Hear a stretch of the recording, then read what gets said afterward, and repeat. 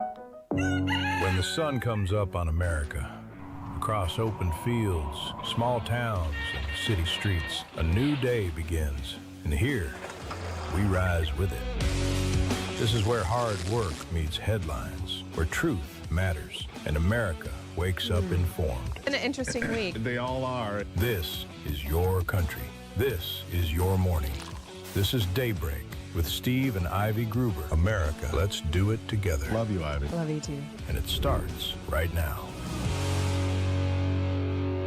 Well, I woke up and I was surprised by what I saw. We'll get to that in just a moment. Welcome to Daybreak. Good to see you on a Wednesday. Glad to have you along. Here are three big things you need to know this hour. Number one, former U.S. Marine held in a Russian prison for more than 4.5 years is now free following negotiations by the Trump administration. Another win for America First. Number two, Energy Secretary Chris Wright is calling into question the price of oil, claiming the Persian Gulf exports of oil are actually higher now than they were before the war. If he's right, then what the hell is going on? And number three, Wisconsin voters went to the polls yesterday and weighed in on whether or not they wanted a Democratic Socialist running their state as governor. This is Wisconsin, a Midwest swing state, not exactly the throne of radical left-wing socialism, like, say, New York City.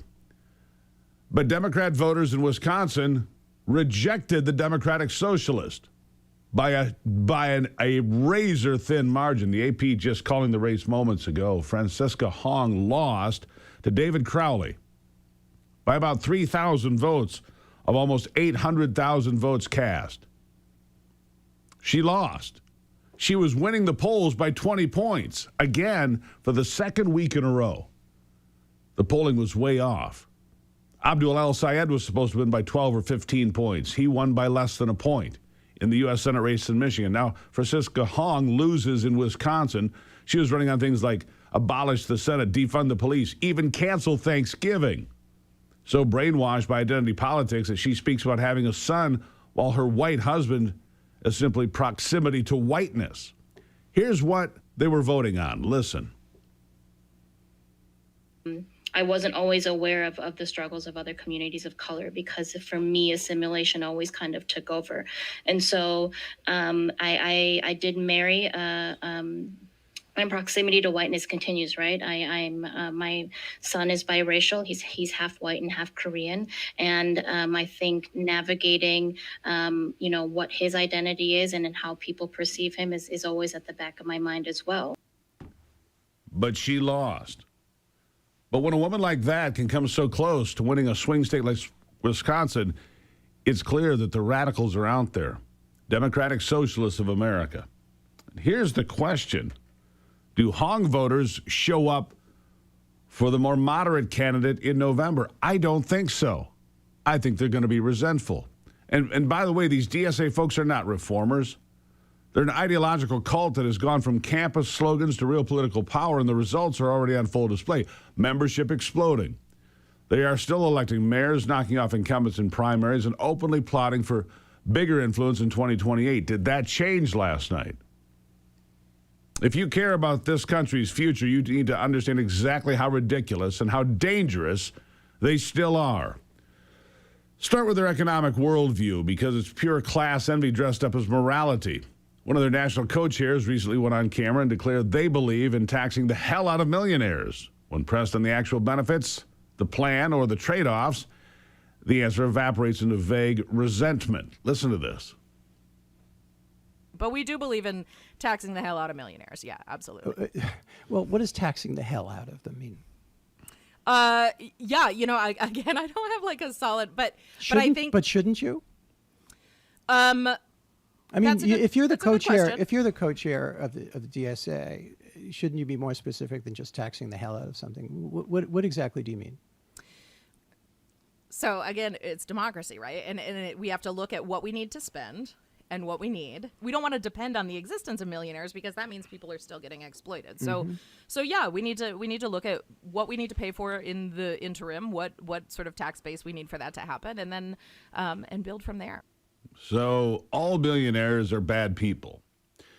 No serious discussion of growth, investment, or what happens when capital and talent simply leave. It's not policy. It's ideological, emotional politics. which is why Hassan Piker has openly celebrated the idea of impoverishing the white middle class as a positive goal. This is what they want to do, destroy white people for no other reason than being white. Listen. Mandami's aide, his top aide, Sia Weaver, said if you don't believe in the government's sacred right to seize property, it's over. And impoverish the white middle class. Beast mode. I love her so much. One of the things about Zoran is that the people surrounding him oftentimes are so much cooler than he is. But that's also part of the reason why I really respect what he's doing. She's awesome. What? That's a goal? Yep, that's a goal. Destroy white people. Let that sink in. Not lifting people up, not expanding opportunity, actively cheering the economic destruction of a huge segment of the American working and middle class. That is not compassion. That is ideological spite. And this coming from a guy who has a net worth of $35 million, by the way.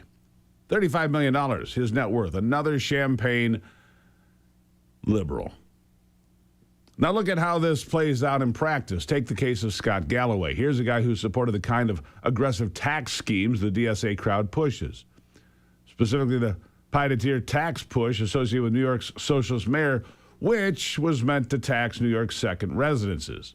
Mandami published the homes that would be hit with the tax, and it ended up being a doxing action, which treated Scott Galloway with a classic case of buyer's remorse. Here he is.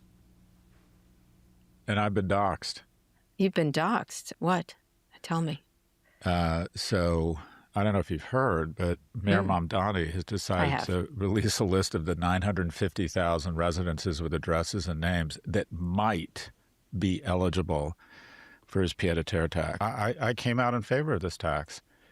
This is the definition. He's taken a legitimate source of tax revenue and he's turning it into a wanted poster. And the question I would have is, other than trying to identify and imply these people have done something wrong, and then 18 months after a healthcare CEO was executed in the street and then published the list, what is the upside here? Why is he doing this? Oh, you voted for it, dimwit.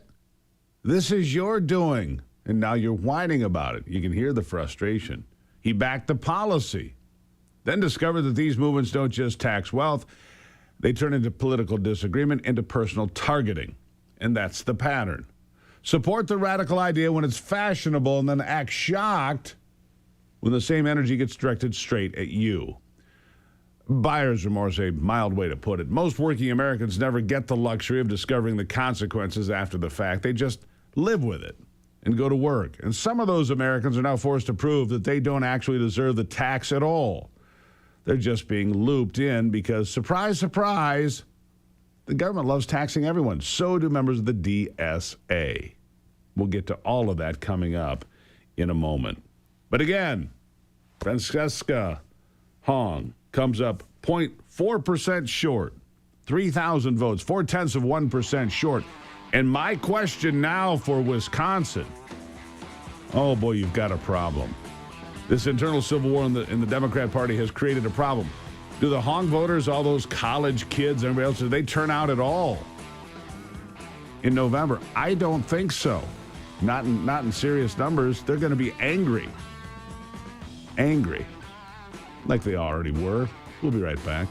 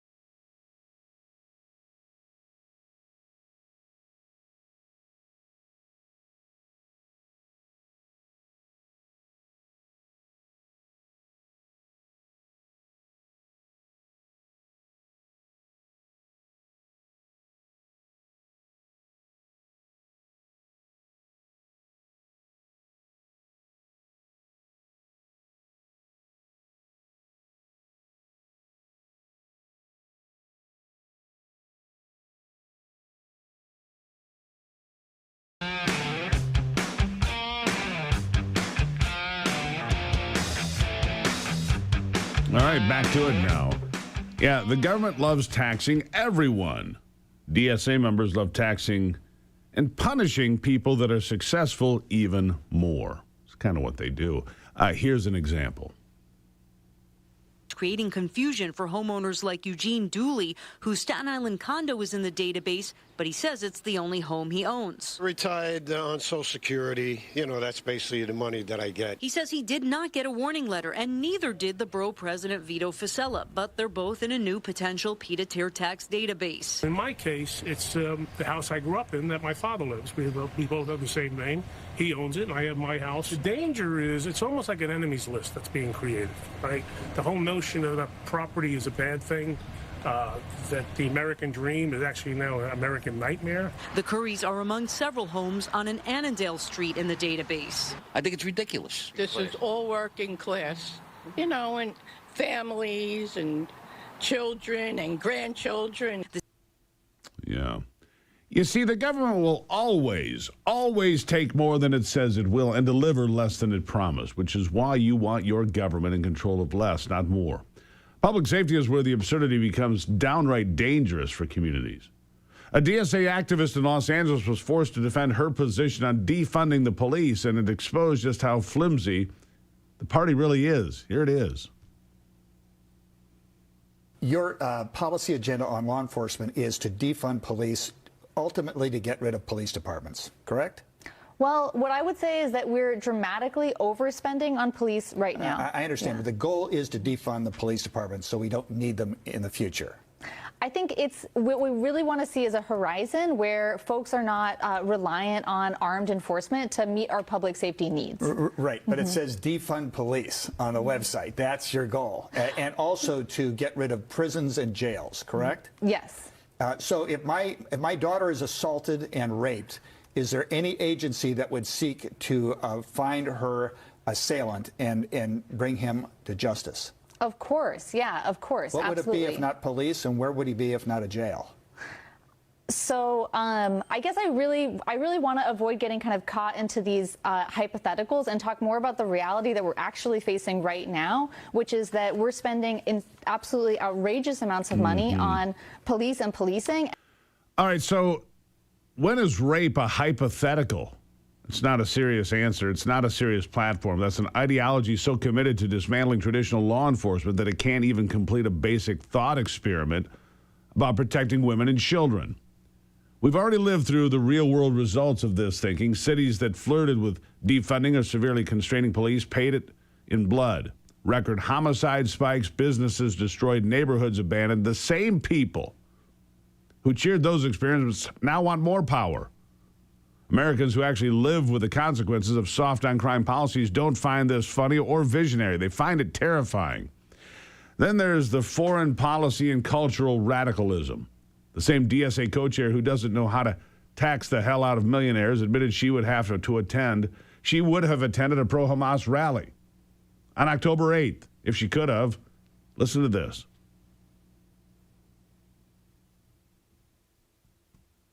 In other words, you would have gone to that rally had you been able?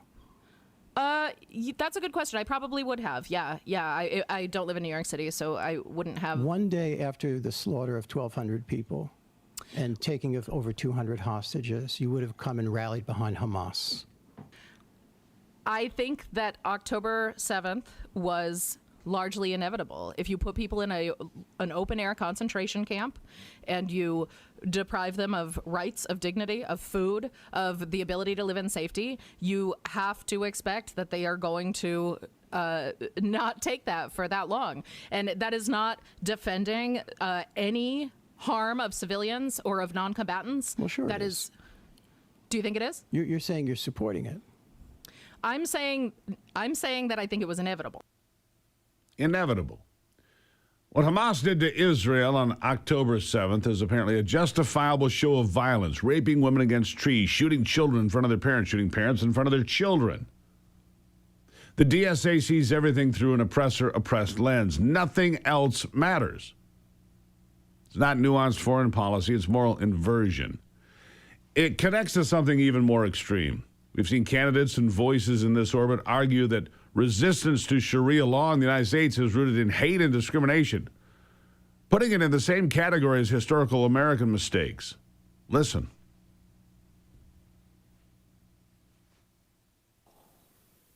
When the state of Oklahoma voted in a referendum to amend the Constitution to ban Sharia law.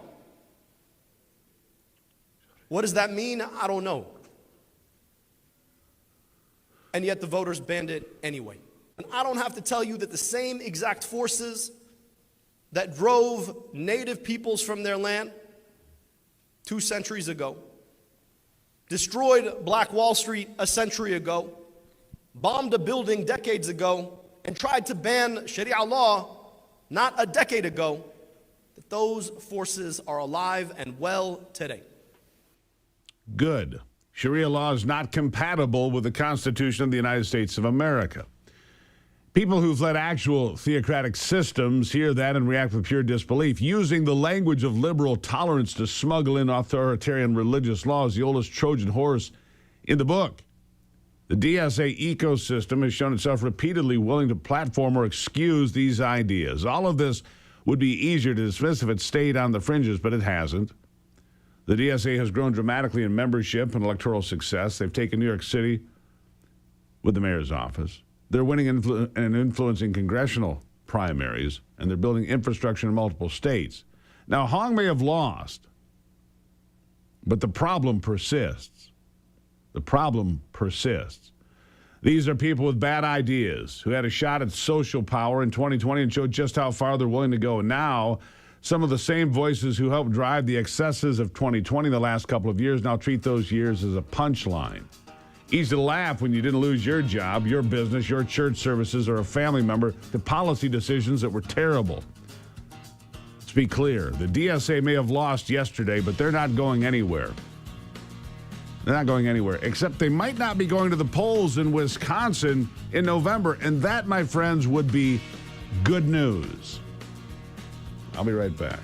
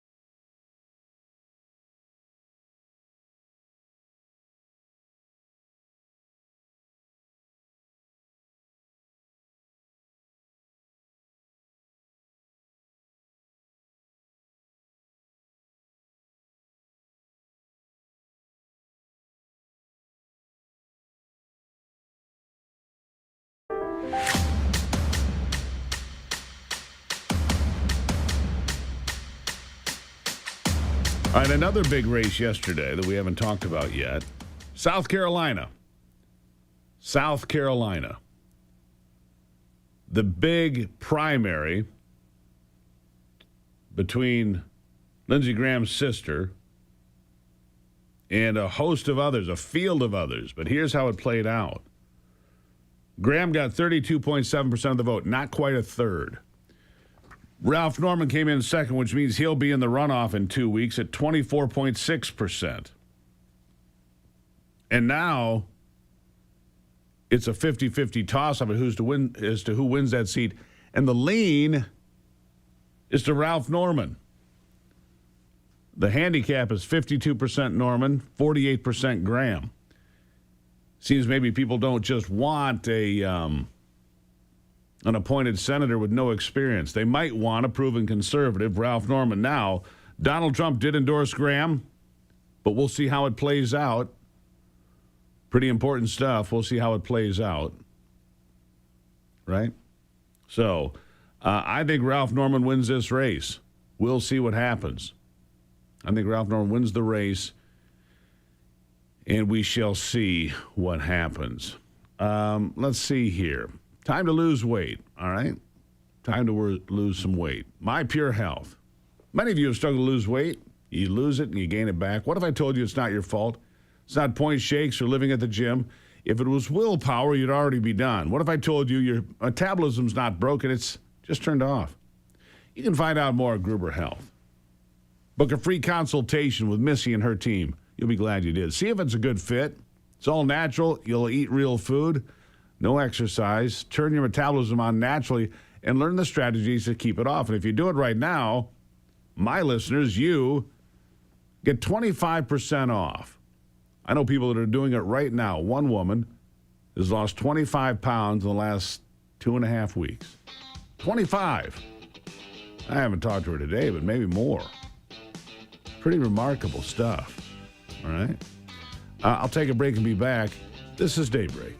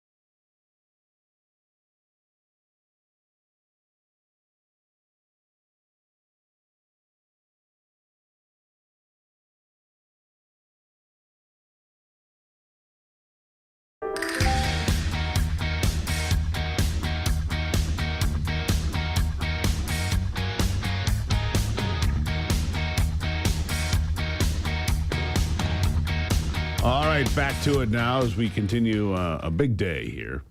Michael J. Wynn is a public corruption lawyer, served as an assistant U.S. attorney in the Southern District of Texas for 12 years. And they're setting up shop because if the Democrats get control of the House, which is a big if now, they continue to handicap and hurt themselves with radical candidates. We'll see what happens. But You know, Donald Trump's in the crosshairs.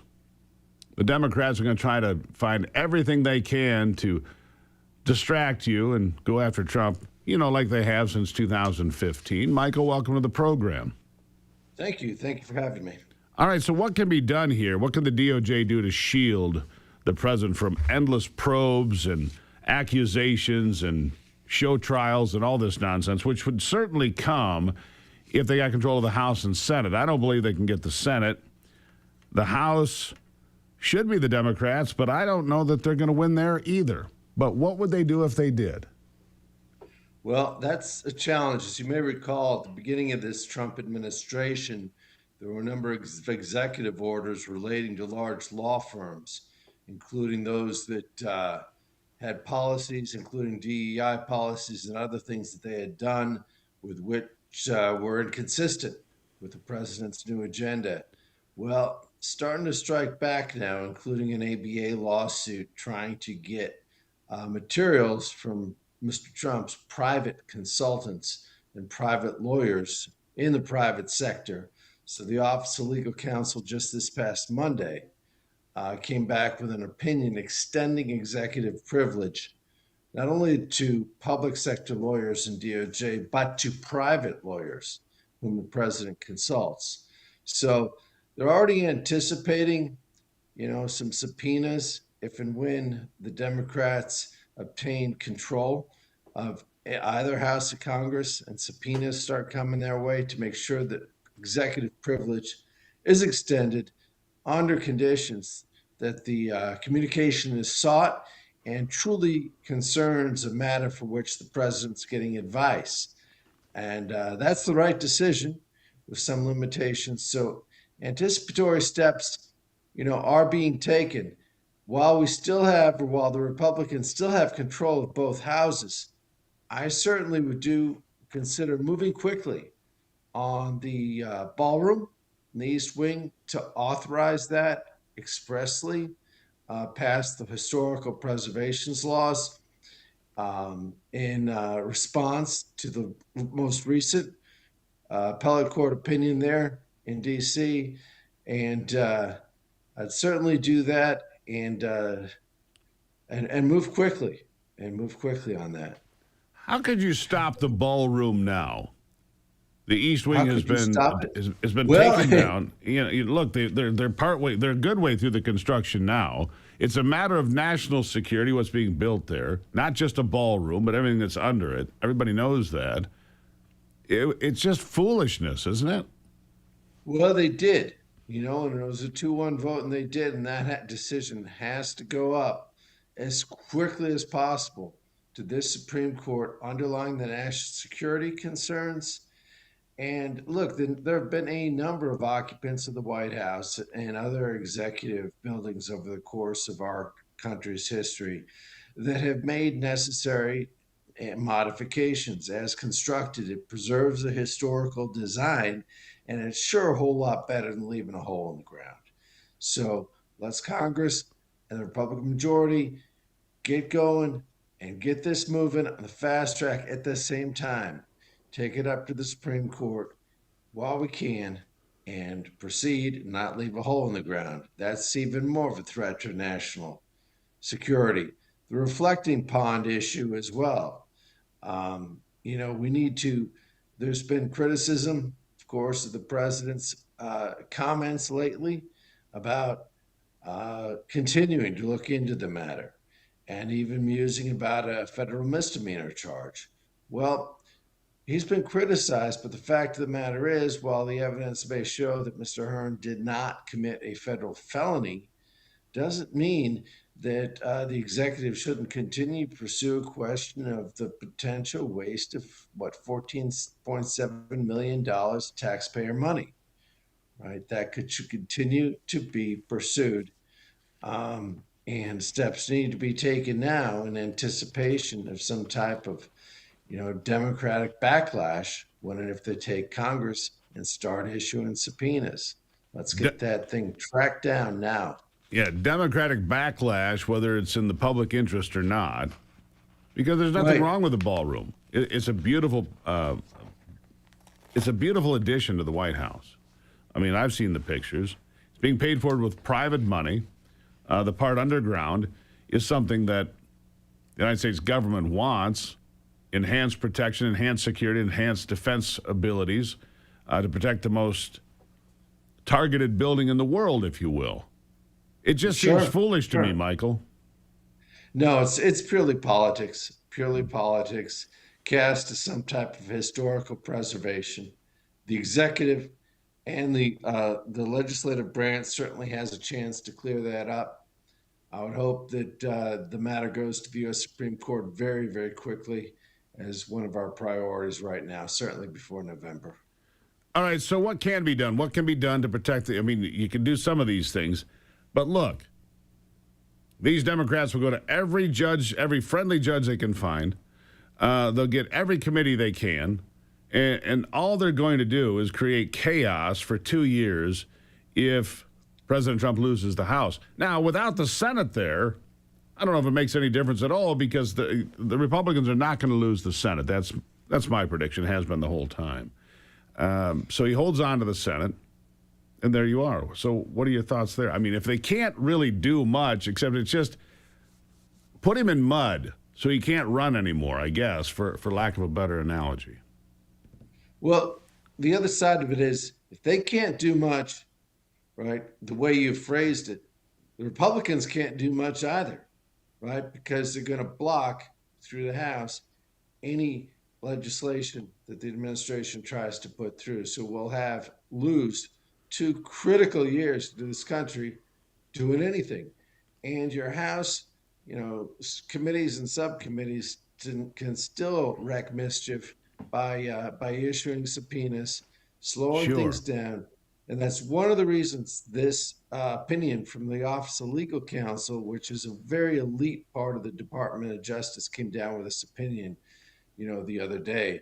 So we have a mechanism, at least, to stop subpoenas that might be issued to the president's counsel, private counsel, that he consults for wisdom to make decisions, for all of us. The other thing we can do is get out and vote. Well, there is that.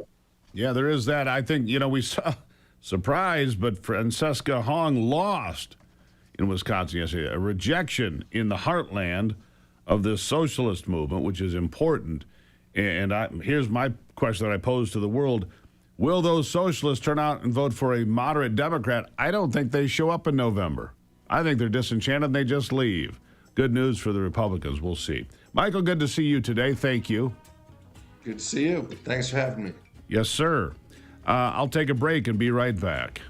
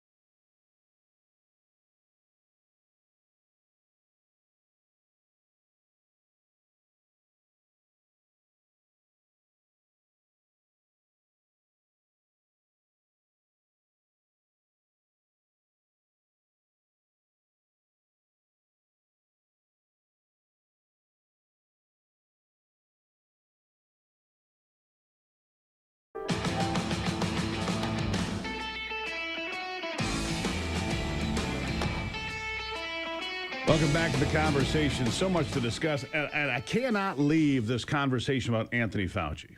Look, here is a guy who is far more concerned about his vanity than the science that he always talked about, or much of anything else.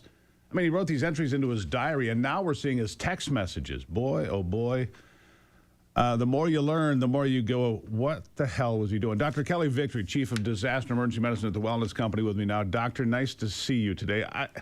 I'm appalled.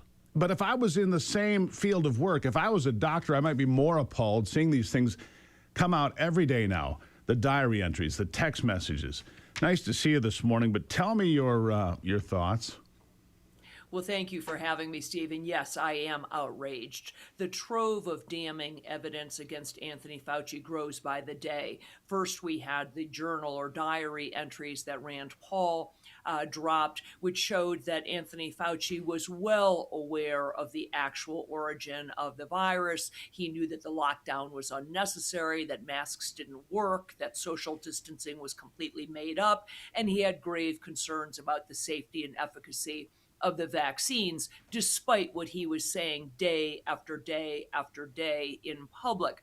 Now we have his text messages, specifically one that's been released was a text thread between himself and Rochelle Walensky, the then CDC director, and Vivek Murthy, the then Surgeon General, where he acknowledges that he is aware of data and concerns that the vaccine, specifically the second shot in the two-shot series, could induce a miscarriage.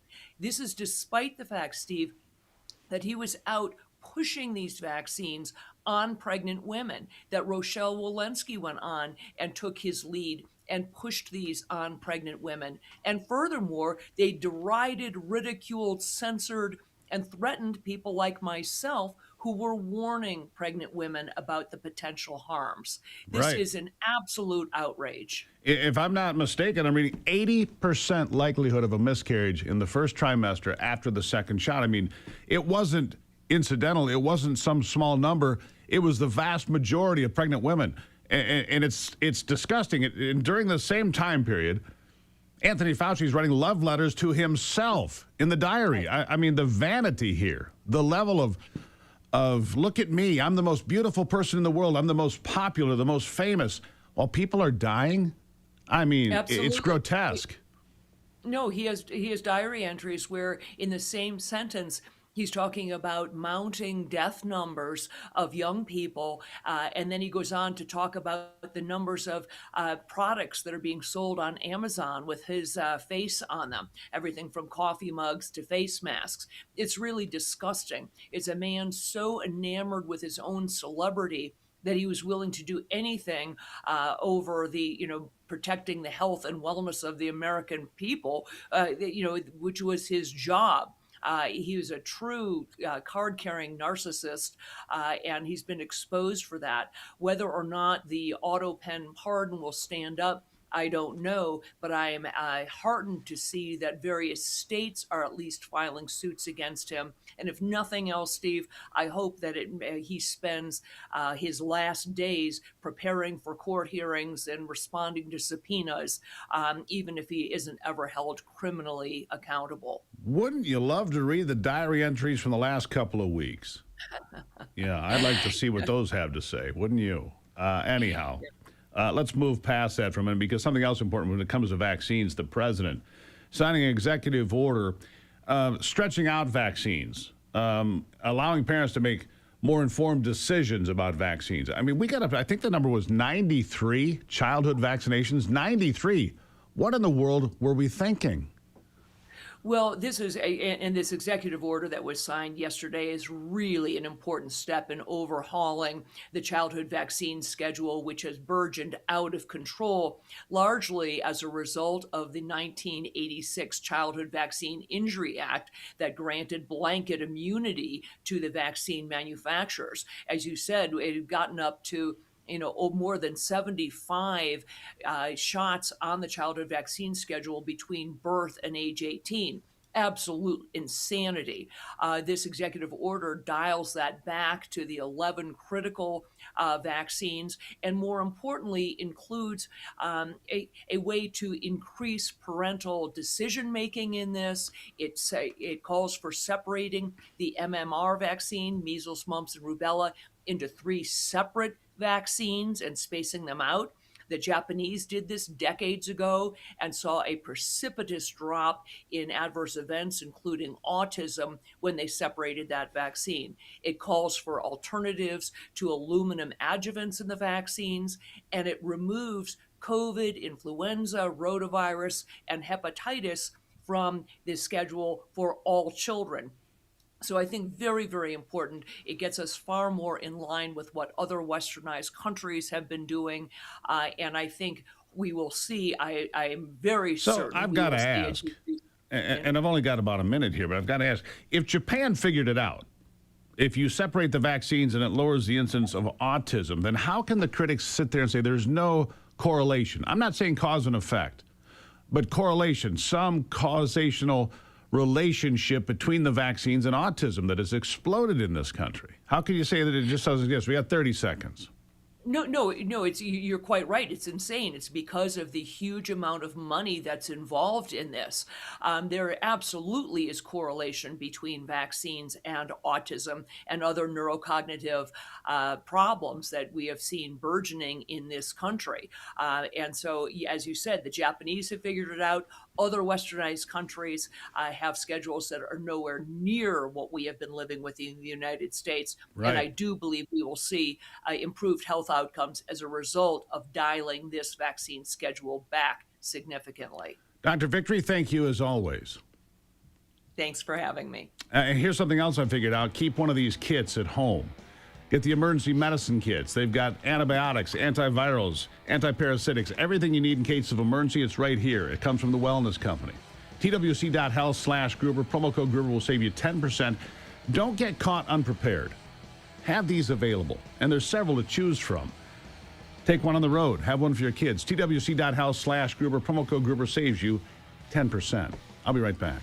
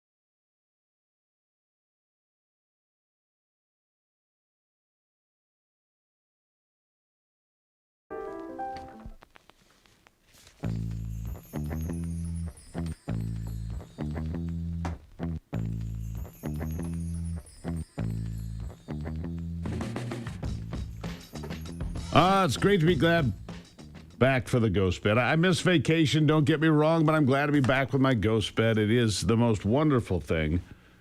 So many people, so many of you sending me emails now. Hey, Steve, I got the ghost bed. I love it. Hey, Steve. Matt and his wife, among the happiest out there that send me notes about how good it is. So they're going to buy more. Well, that's cool. They're going to buy more. And so that's good news. Anyhow, how about some good news and some bad news? A new world speed record. 406 miles per hour set with hydrogen. Powered by JCP's supercar in Utah. New land speed record set in Utah by a British driver, Andy Green. Andy Green. It's a JCB Hydromax car, reached 406 miles an hour. I don't ever want to go 406 miles an hour in a motor vehicle. I'll just be honest with you. Who wants to do that? 406 miles an hour. Anyhow, so that's pretty cool. Fuel of the future, they called it at the Bonneville Salt Flats in Utah. The actual speed record for a gasoline car, 763 miles an hour on the ground. No, thank you. Little health warning for you. Why not? Got to do that. Got to do that. The death toll from flesh-eating bacteria rises. The Vibrio. Warning signs to watch for. Beachgoers in several southern states warned to proceed with caution. More deaths reported in people who contracted vibriosis, an infection from bacteria that can cause flesh-eating disease. It occurs naturally in coastal waters. People most commonly get infected by eating shellfish like oysters, but you can also get it by swimming with an open cut. If you have an open wound, flesh-eating bacteria. I'm not joking too much. People are dying from this. But eating raw or undercooked shellfish like oysters or swimming in contaminated water with open wounds can lead to Vibrio, I guess. Be careful out there. That's all I can tell you. Be careful out there. And be careful what water you're in. I'll take a break. We'll have more Daybreak straight ahead after this.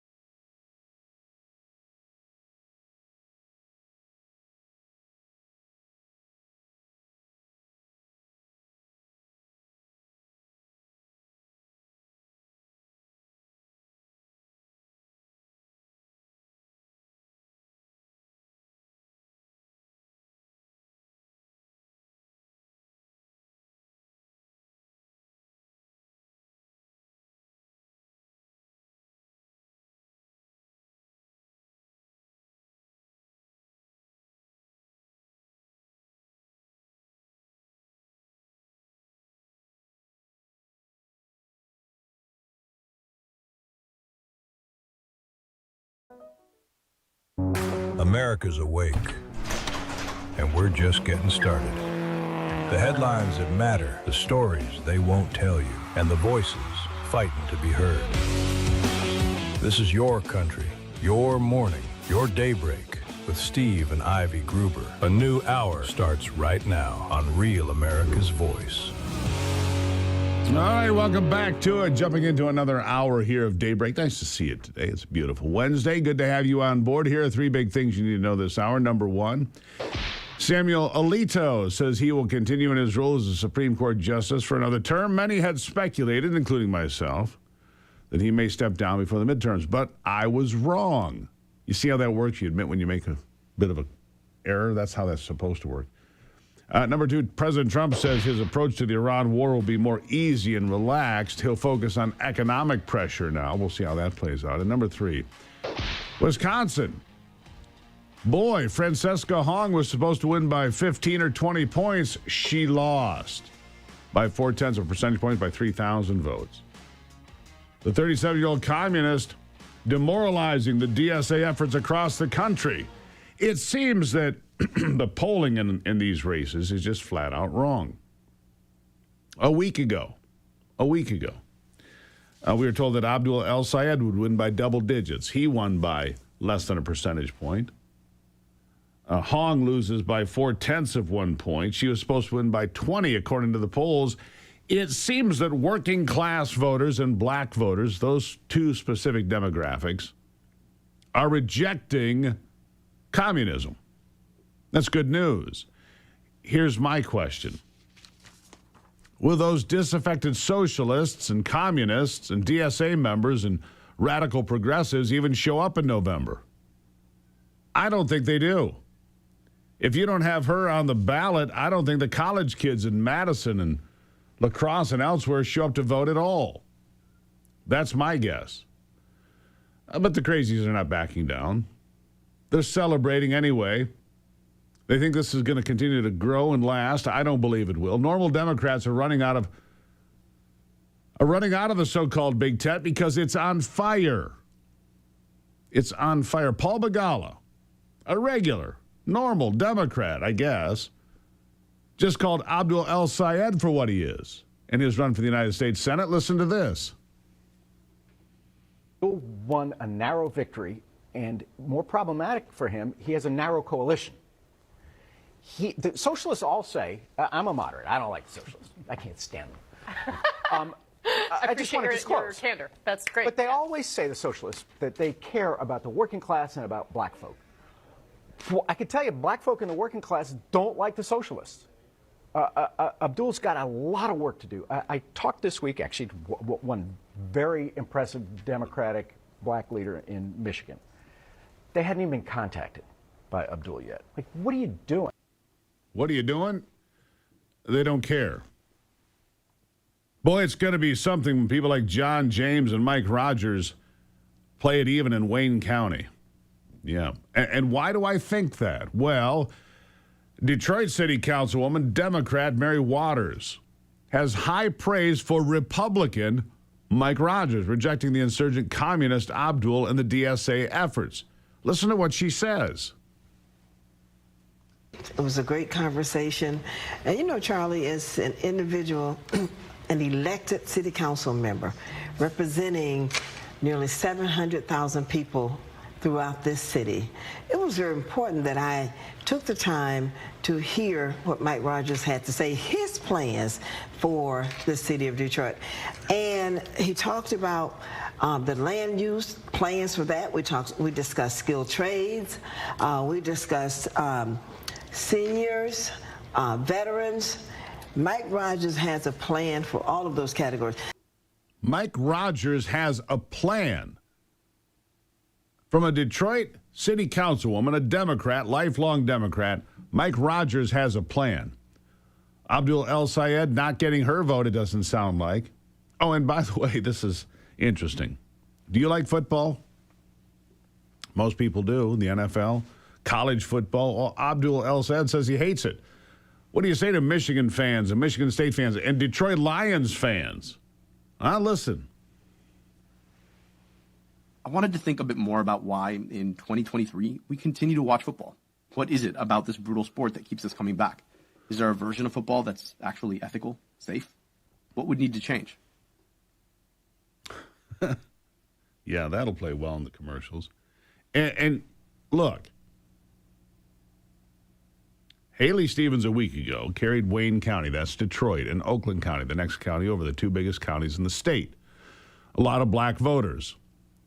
Abdul El Sayed underperformed there dramatically, but still was able to scrape out a victory. And so you ask yourself, why are the black voters not moving to the DSA, not moving to communism, not moving to Abdul El Sayed or Hong in Wisconsin? Well, this might explain it. Hassan Piker, the leader of the Democrat Party these days, slams black voters often. Listen. I don't give a f- what black people care about. Oh, black people care about this. Black people care about that. Like, shut the fuck up. That's not how politics works. Oh, well, Hassan, how dare you? Like it or not, black people care about this issue. It's like, it's such a fucking stupid stance. Any other black folk want to engage in radical activist language in this fucking chat? Suck my Yes, dude. It's because I'm racist. That's why. It's because I'm racist, dude. Go back to a better Obviously. time when lynchings were happening. This is what I like as a black man. Are you always doing too much with black people? Leave them alone. I want to go back to lynching. Like, I get it, but relax. Man, shut the f up, okay? God, you got me, okay? You got me because I'm a racist person. Yep, you clearly are a racist person. Doesn't care what black people think. Doesn't care about black voters. Shut the F up. Shut the F up. And that's several different clips. That's not one example. It is a montage of examples. And how do you think that plays in Wayne County? Hassan Piker, the guy that appears on stage with DSA people all over the country, appeared with Francesca Hong. How'd that work in Wisconsin for her? It didn't. It didn't. But the Democrats are surrendering to the communists all over the place. And it's pretty embarrassing, actually. Pretty embarrassing. But it's not working. Wisconsin, good for you. For the Democrats in Wisconsin, good for you. To the working class people, David Crowley isn't the answer either, by the way. Tom Tiffany is. I hope to see Tom Tiffany as the governor of Wisconsin come the morning of November 4th. Now, everyone knows the next medical crisis is around the corner, whether it's a crippling winter storm, a pandemic, or something much more mundane like a tick bite. It's where the wellness company comes in. We have great doctors here like Dr. Peter McCullough regularly. The wellness company and its doctors are medical professionals that you can trust. And their prescription line of medical kits are simply the gold standard. I have them here. Whether it's the medical emergency kit, the contagion kit, the first aid kit, or the travel kit, these prescription kits contain an assortment of life-saving medications and guidebooks to tell you exactly how to use everything in case of emergency. Rest assured knowing you have the emergency medicines you need on hand. Go to twc.health/Gruber and order. twc.health/Gruber. Use the promo code Gruber. You'll save 10% and put one of these kits on your shelf. You'll be glad you did. Be like Gruber. Be prepared. I'll be right back.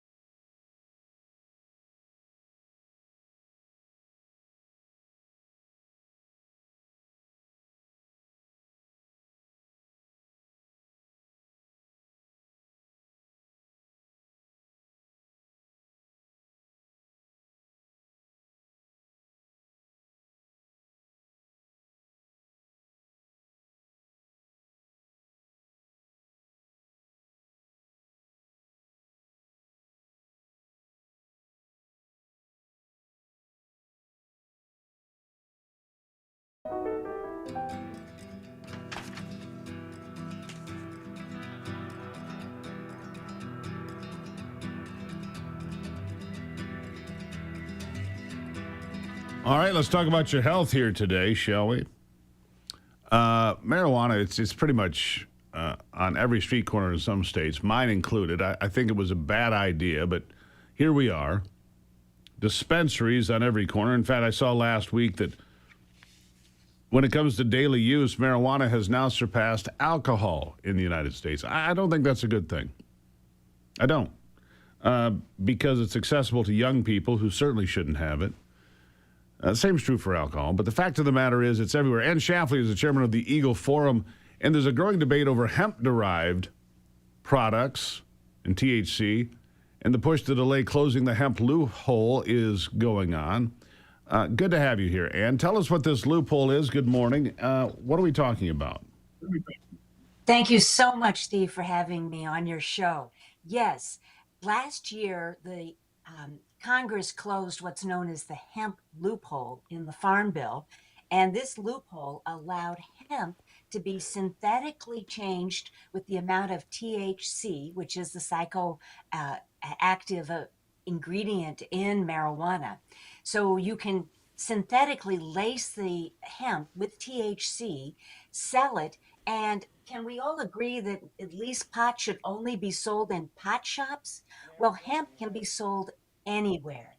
And so these THC-laced products have been sold in gas stations, convenience stores, even farmers markets to unsuspecting people because they think hemp is a benign product. And this is not a benign product. So, what is your solution? Well, unfortunately, Congress is trying to not close the loophole. We had the loophole, they passed it to close the loophole, and they've just passed, the Senate just passed a idea that they would wait a year before closing this loophole. And unfortunately, the administration wants more hemp, not less hemp, available. And I think that's a bad idea because we've got a proliferation of pot problem, and we need to close down on the pot. So, why do you think the administration wants to stall for a year? Why?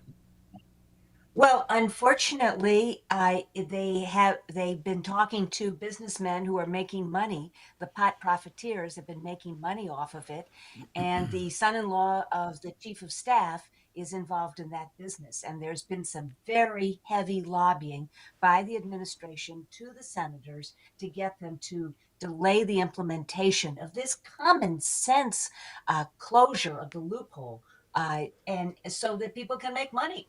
That's what it's about. Yeah, so let me ask you this. Looking at Michigan, I was just in Montana, same thing. You had pot shops everywhere, and it's all over the country now.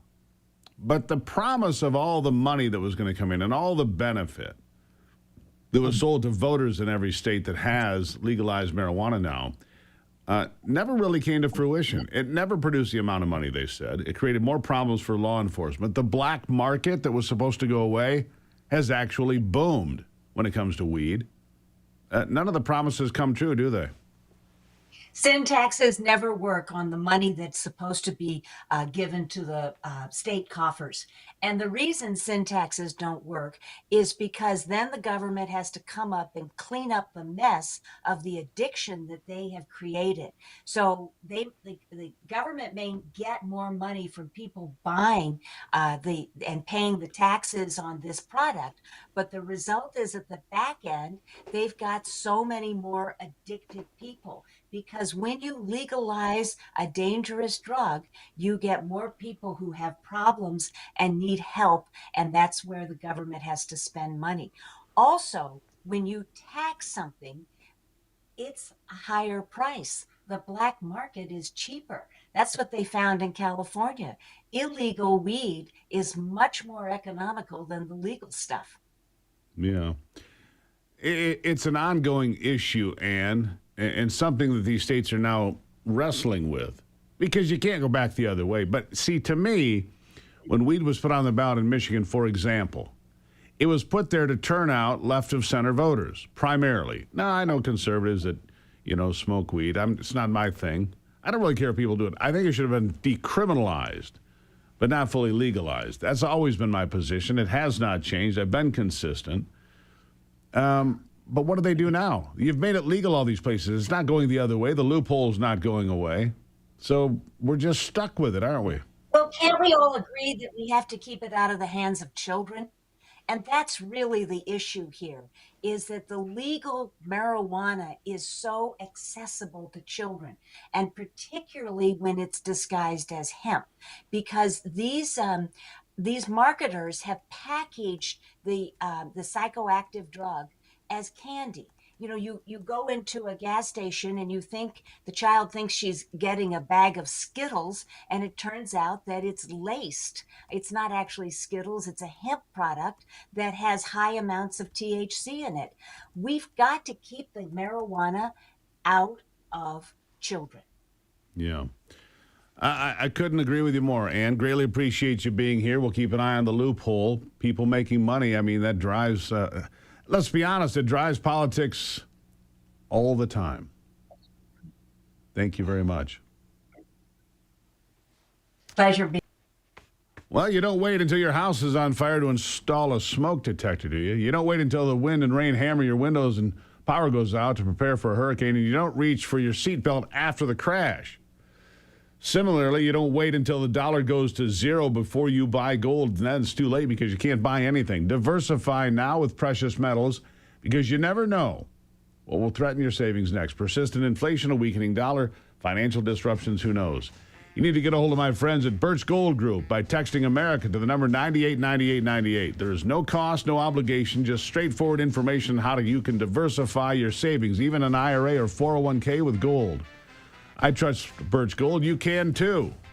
Text America to 989898. That's America to 989898. Get your free information kit today. I'll be right back.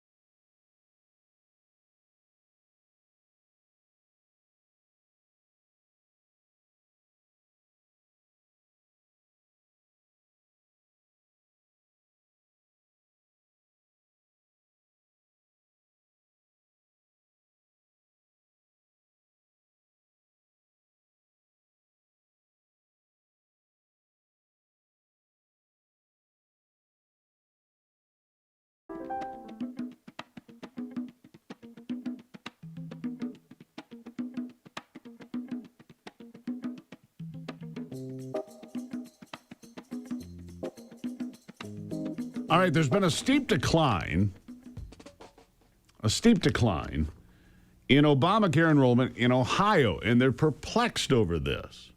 Where did everybody go? Why did that happen? Well, he suggests that Ohio has seen the largest decline in the nation, but experts say the numbers may be skewed, and fraud could be the reason why.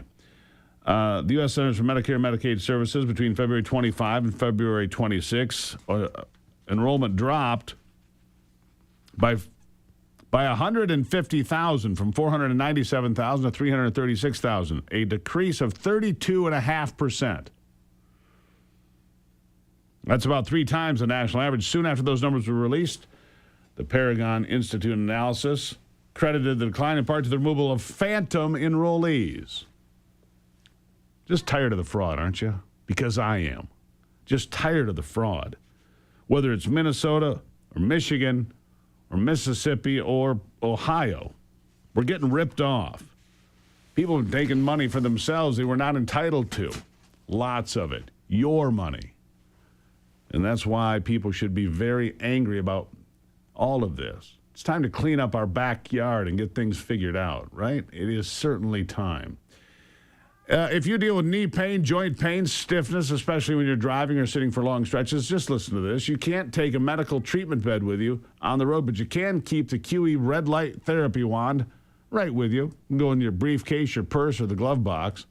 The handheld device uses red and infrared light combined with proprietary quantum energy technology to target pain right where it hurts. No pills and no appointments. Just simple targeted relief you can use anytime. They have a whole host of great products. I love how portable it is. Easy to use in minutes a day. Go to ExodusStrong.com/Gruber. Get the QE wand for under $100. ExodusStrong.com/Gruber. And they've got masks and mats and wands and belts. And look, the mask is the greatest thing you'll ever have for Halloween. Well, so there is that. Right. I'll take a break and be back. This is Daybreak.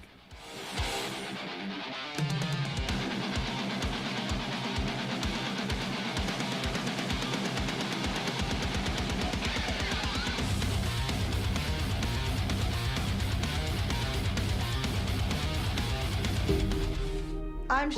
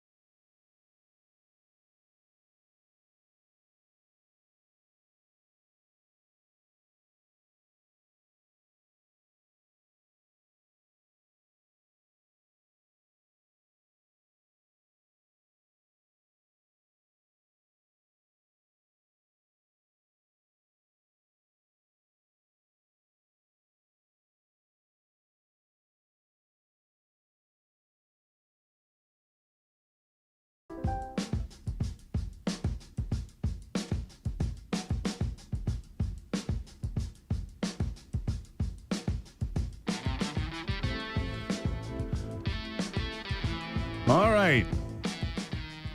Let's talk about the WNBA task force meeting this week and what a woman is. Boy, the WNBA has stepped in at this time. What does the W stand for in WNBA? I'm not real bright, folks, but I think I have a pretty good idea. Maria Keffler is a former middle and high school teacher, co-founder of Advocates Protecting Children, author of Desist, Detrans, and Detox, Getting Your Child Out of the Gender Cult. All right? She joins me now. Maria, good morning. Hi, good morning. Thanks so much for inviting me. Tough quiz. What does the W stand for in WNBA? Apparently, it stands for We Don't Know What a Woman Is.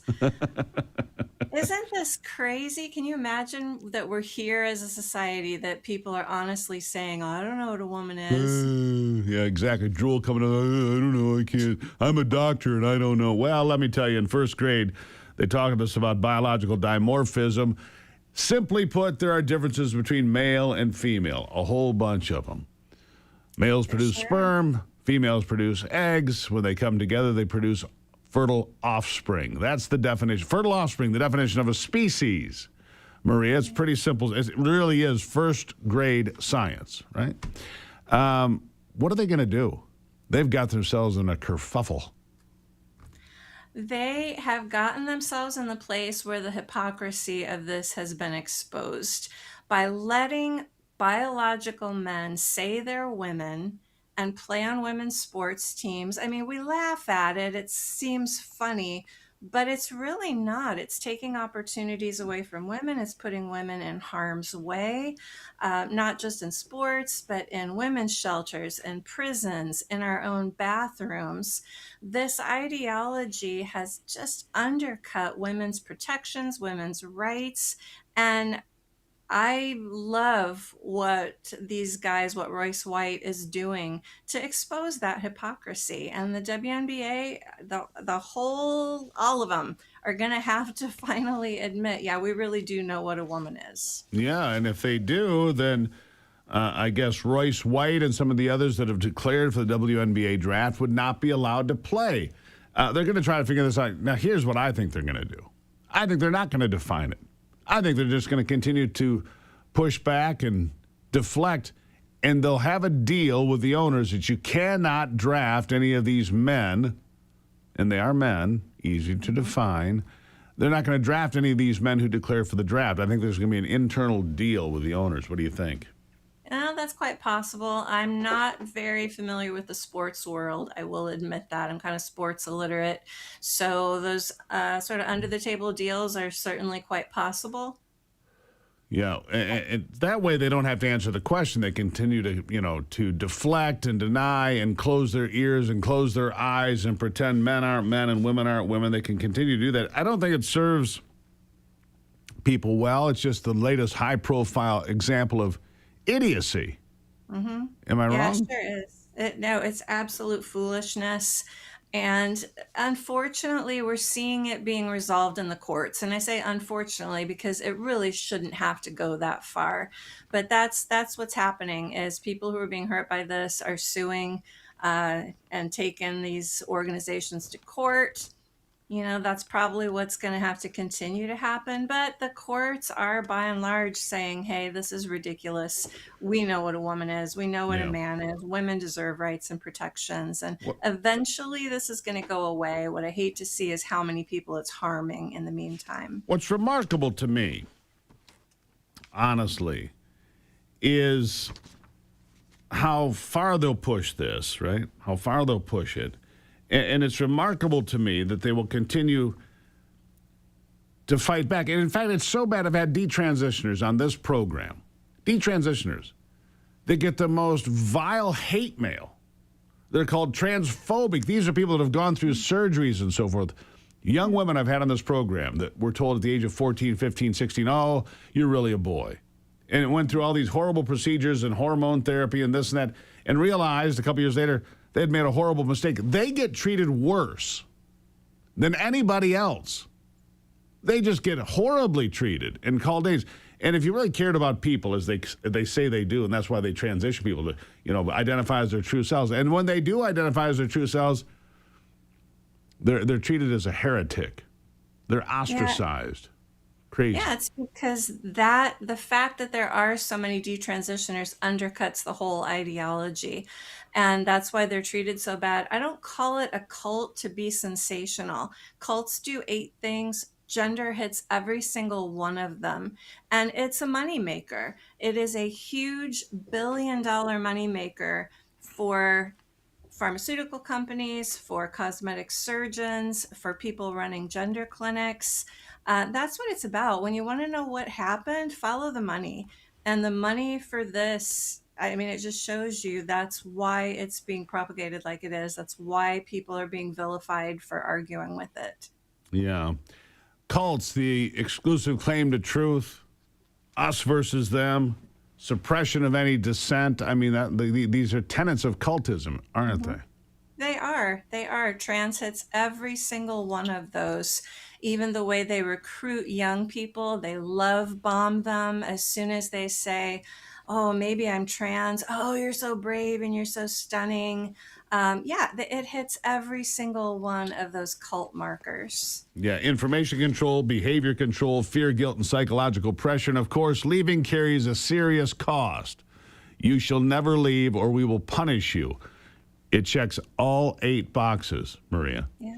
How do we turn? I think we've turned the corner. Transgenderism peaked in 22, 23. I think we're going back the other way. These detransitioners, although they try to muzzle them and shame them and deplatform them and censor them, their words and their messages are getting out, aren't they? Oh, they really are. And more people are waking up and seeing what's been happening. I think we are coming down from it, but the trans lobby is not going down without a fight. As I said, it's a huge moneymaker. It's a political tool. They don't want to let go of this. And unfortunately, the activists have gotten policies in place, laws in place, institutional programs in place, that it's kind of like the weeds among the wheat. It's really hard to get those pulled out, but we are, and it's going to happen, and kids are going to be protected from this again. Yeah, we have to. We're going to look back at this time. Maybe I won't be here. But people will look back at this time and say, what the hell were they doing? I mean, honestly. This is the medical scandal of the 21st century. Yeah.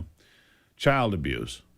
And when one counselor, and folks, I say this again for your own protection benefit for your kids and grandkids. There's only one person at the middle school or high school that can see your child without supervision, and that's the school counselor. You better know damn well who that person is and what they're telling your child or grandchild, because that's the one person that has free access. Maria, I'll leave you with that public service announcement. Thank you for being here. Thank you so much.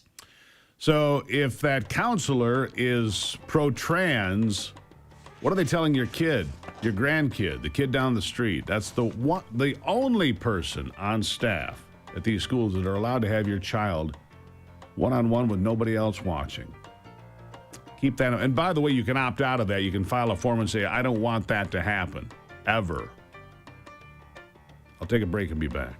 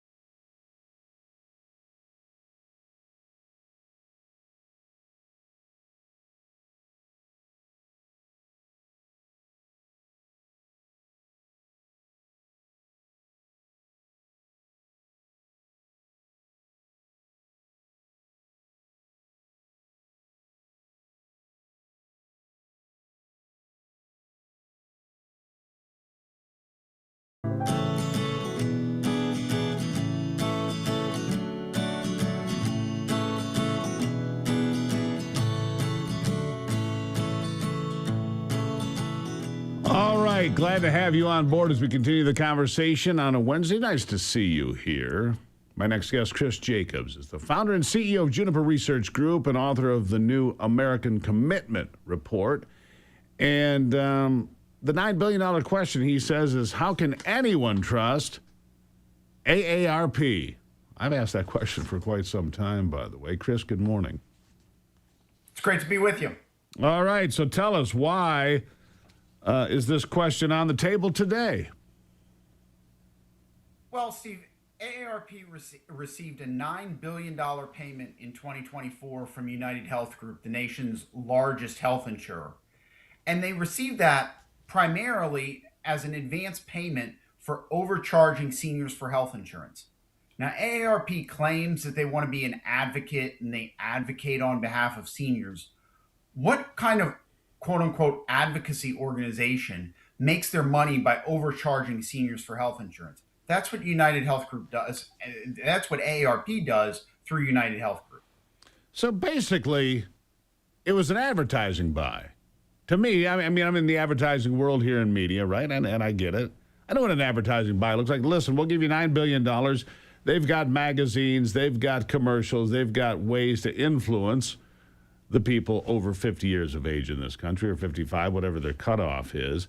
And so therefore, you get $9 billion to say nice things about United Health and how great things are, it seems to me.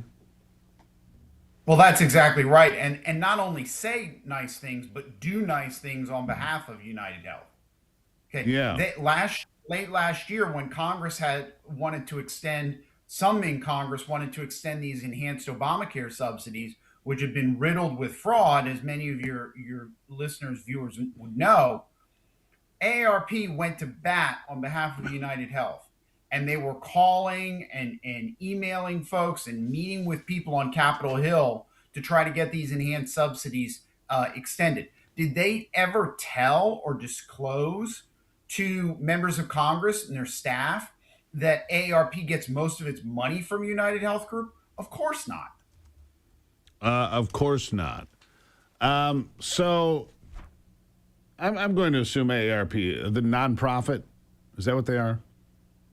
Technically, yes, they are a 501c4 organization under the IRS code. Right. So they take this money. They don't pay taxes on it. They go do the heavy lifting of United Health or whoever else. And what can be done about it?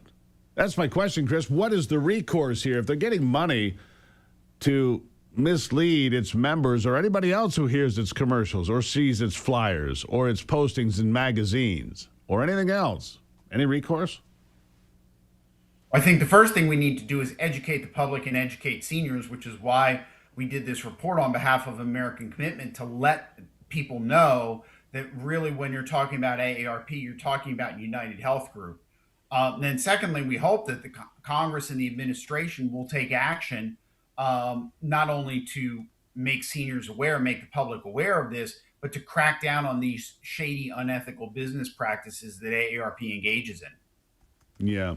This is why, by the way, folks, I've never been a member of AARP, don't want to be a member, don't want their discounts. I'm with AMAC, and I know Chris isn't here on their behalf, but I like that organization far better because they're honest. And honesty means something. It's just weird to me, Chris. Every place I look, there's fraud, deception, people lining their own pockets at the expense of others. What happened to ethics and integrity in this country? We don't have any of that, unfortunately. I mean, it is ironic that AARP has a palatial headquarters in Washington, D.C. The average compensation that the average employee from AARP makes is nearly $200,000 a year, which is nice work if you can get it. And it's, of course, that is, of course, well in excess of what the average senior makes in Social Security benefits, whether retirement or disability benefits. And they do this because they are financially reliant on United Health Group, the nation's largest health insurer. So where do we go from here? It's been exposed. I don't think it'll hurt AARP at all.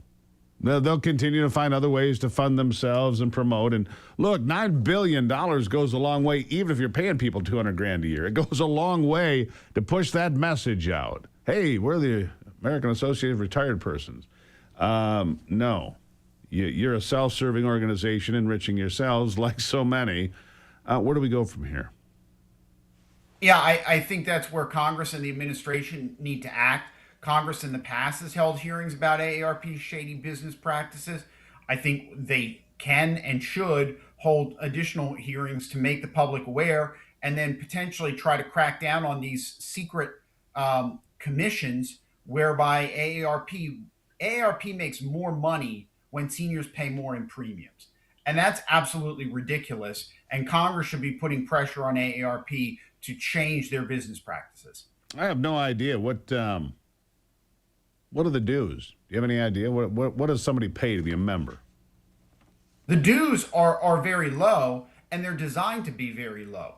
AARP makes something like 3-4 times the amount of money off of these payments from United Health Group than it does from member dues. The idea is the member dues are table stakes, basically, to get people in the door, whereby they can upcharge them by charging them more for health insurance and making money through United. Look, we got this great deal with United Health. If you're an AARP member, we've got this great deal, which is no deal at all. That's what I'm getting out of it, Chris. Unbelievable. Congress, do your job. Chris Jacobs, you're doing yours, and I appreciate it. Thanks very much. Thank you very much. Yeah, another reason that I'll not be joining AARP at all. When we come back, Brock will be here with sports. Hassan Piker, by the way, this isn't sports, but it is sporting. Mad as hell that Francisca Hong lost. Apparently, by the way, I'll share this with you.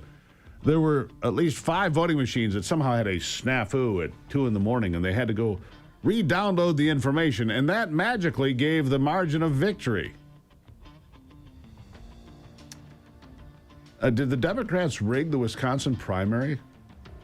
I'm just asking for a few friends. Back after this.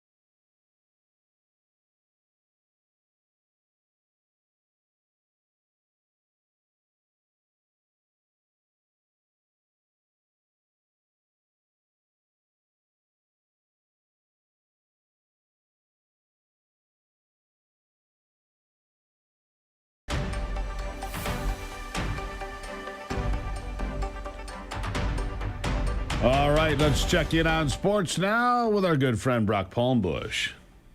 With a look at sports, I'm Brock Palmush. A full schedule of games in Major League Baseball last night. American League winners included the New York Yankees, Detroit, and Baltimore. National League winners included Atlanta, Cincinnati, and St. Louis. In the NFL, another notable injury. Chicago Bears safety Kobe Bryant is out 4 to 6 months due to a hyperextended knee suffered in training camp last week. Bryant was signed to a 3-year, $40 million contract this offseason by the Bears. Also in the league, Minnesota Vikings head coach Kevin O'Connell named Kyler Murray the team's starting quarterback over former first-round pick J.J. McCarthy. Murray signed a 1-year contract with the Vikings this past offseason. And in the WNBA last night, Indiana throttled New York 106-92. Kelsey Mitchell led the Fever with 28 points. Caitlin Clark added 22 points and 10 assists in 35 minutes of action. That's a look at sports. Back to you, Steve. Did she get body slammed? Any blood? Any good fights? I didn't see that. I didn't watch the game, but what? No, I had other obligations, Steve. Pop quiz, Brock. Uh-oh. What does the W stand for in WNBA? The women's women's NBA. Yeah. So what are they going to do? We were just talking about this. What are they going to do with these men declaring for the draft because they're completely... You're talking about Ennis Cantor and Royce White, who are apparently are going to try whether this is real or this is a joke or whatever. I think they're making a good political point. So what does the WNBA do? There is no definition of women in their collective bargaining agreement. So now what? We sit and we wait and we watch and see what happens. I love it. It's wild. Another reason to watch the WNBA: fist fights, horse collars, clotheslines, cheap fouls that never get called. Well, sure. It's like the NHL with basketballs. Why wouldn't I like it? I mean, you don't go to the rodeo to see if the cowboy can ride the bull. You root for the bull. But it's basketball. The contact's not supposed to be like this. Oh, you should call the commissioner of the WNBA. Yeah, I'm aware of that. Thank you, Brock. Really appreciate it. This is Daybreak. Good to see you today.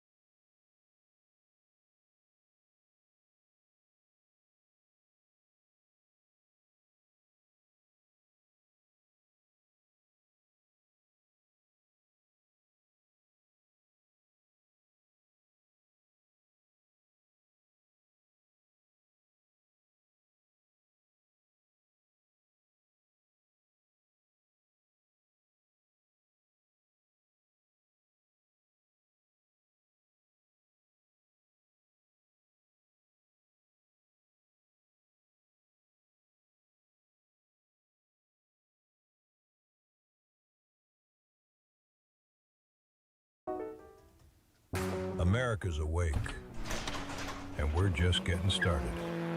The headlines that matter, the stories they won't tell you, and the voices fighting to be heard.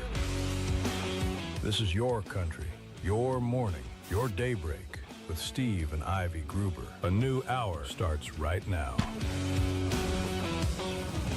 All right, welcome to it as we get back into it. Another big hour here on the program. Glad to have you along for the conversation. Oil prices continue to be moderate, and yet gas prices continue to be out of control.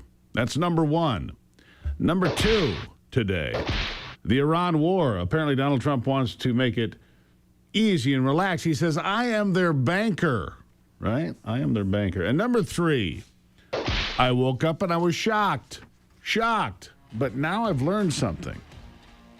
There was a vote dump at 2 a.m, something like that, that put David Crowley ahead of Francisco Hong to win in Wisconsin for the primary for governor there. Francisco Hong was up by 20 points in the polls, 20 points. This DSA member who wanted to ban Thanksgiving and everything else, total radical. She lost all the way across all the working class parts of Wisconsin. David Hong won the black vote and the working class vote, much like Haley Stevens did in Michigan a week earlier. Here's an observation that's very important. How is it that Abdul El-Sayed was favored by double digits, expected to win by 12 to 14 points in Michigan, scrapes by less than a point? Francisco Hong was favored by as much as 20 points in the polls. 20 points. She loses by 0.4%, and it comes in part with a late-night dump because they said, well, the USB sticks, they didn't download the things right, so we have to go back to those computers and come back with 5 sticks, and somehow, as a result of that, David Crowley wins. Oh, Hassan Piker and the others mad as hell. Mad as hell about all of these revelations. So my question then comes, did the Democrats just rig the mainstream, the power brokers, the ones that used to select candidates? You know, super delegates and all that. Remember that? Still a thing. Did the Democrats rig the primary in Wisconsin so that the DSA member couldn't be on the ballot because she was sure to lose in November? Now, there's no assurance that David Crowley can win either. I think Tom Tiffany has the best chance here, despite what you might be told. But why are these DSA people being so overexposed in the polls? Grotesquely wrong. It's a good question. All right, so I asked this question a couple of days ago, and I asked it yesterday. I'm going to ask it again today. What's the biggest threat to America? China? Communists? Radical Islam? I mean, these are all things that are antithetical to the United States and what this country has been for 250 years.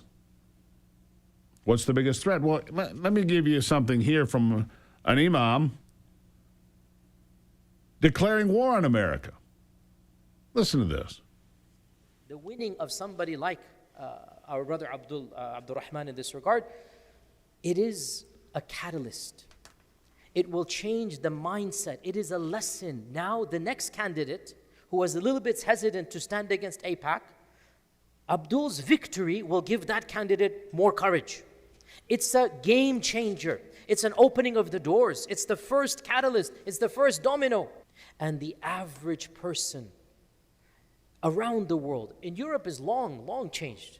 We are the last country. You look at Spain and its leaders. Look at so many countries. I told you I was in Iceland. I'm seeing free Palestine in the street, in the villages of Iceland. I saw with my own eyes, free Palestine, in the middle of nowhere. In Spain, you see everywhere. So Europe, long. America is the final stronghold. And I say this election has shown by and large, the public now, they're sick and tired of it. The real enemy are the Zionist apartheid regime. That's the enemy. We can agree to disagree amongst ourselves in a civil manner. So this is high time we mention this explicitly. So, bottom line, O Muslims, persevere, be patient. This is not the end game. This is one aspect. Oh, they're coming after you. One aspect, not the end game.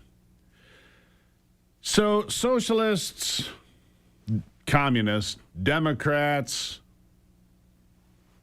real trouble. And even after last night's defeat of the radical left-wing candidate, who was supposed to win by 20 points, you see evidence that these Democrats are still willing to let these people into the tent, which they will continue to do because absent the DSA, the Democrat Party can't win anymore. They're losing black voters by the truckload. They're losing working class voters. That's lost. That's gone. And AOC says it's because they weren't woke enough. Think about that. Not woke enough. Wanting to cancel Thanksgiving. Abdul El Sayed said he hated fireworks on the 4th of July. He hates football. Yeah, that's going to sell well. Listen to AOC here. Woke one was crazy. But why is it necessary to take the money from the police? So when we talk about defunding, it can show up in multiple ways. Abolition is not about the destination. I mean, the destination is to have a society that doesn't need prisons. Do you think states should have a right to ban gender-affirming health care? I don't think any state or anybody should have the right to do that. They were standing in the way of surgery for prisoners. I made sure that they changed the policy in the state of California so that every transgender inmate in the prison system would have access to the medical care that they desired and need. This is life-affirming and life-saving healthcare. When our children tell us who they are, it is our job as grown-ups to listen and to believe them. Woke one was crazy. Wow. I think that last one is the one that just became the Democratic nominee for Senate in the state of Minnesota. You never really think Minnesota's in play until suddenly it might be. The lieutenant governor in Minnesota, tied to all this fraud under the Walz administration, who is out there endorsing and embracing the Somali community every day, despite the billions of dollars in fraud, doesn't care. It's a constituency that they want. Doesn't matter. And here's the question I have for you. Will these radical leftists, the ones that think they got cheated last night in Wisconsin, and maybe they did. I mean, I wouldn't put it past the Democrats to cheat in an election. Now, would you? Bob, Esquire Bob, asking Bob, closed circuit. Will they turn out to vote in November? I don't think so. I think they're angry, and they're going to try to teach the Democrats a lesson by getting Tom Tiffany elected as governor in the state of Wisconsin. That's what I think. I think they're going to say, we're not in. We're not helping you. We're in your tent. We're over here lighting fires. I think that they have a real problem now. Any place that one of these DSA candidates lose, all those young people, those college town people, not turning out, not showing up, saying, hasta la vista. I'll take a break and be back. It is Daybreak.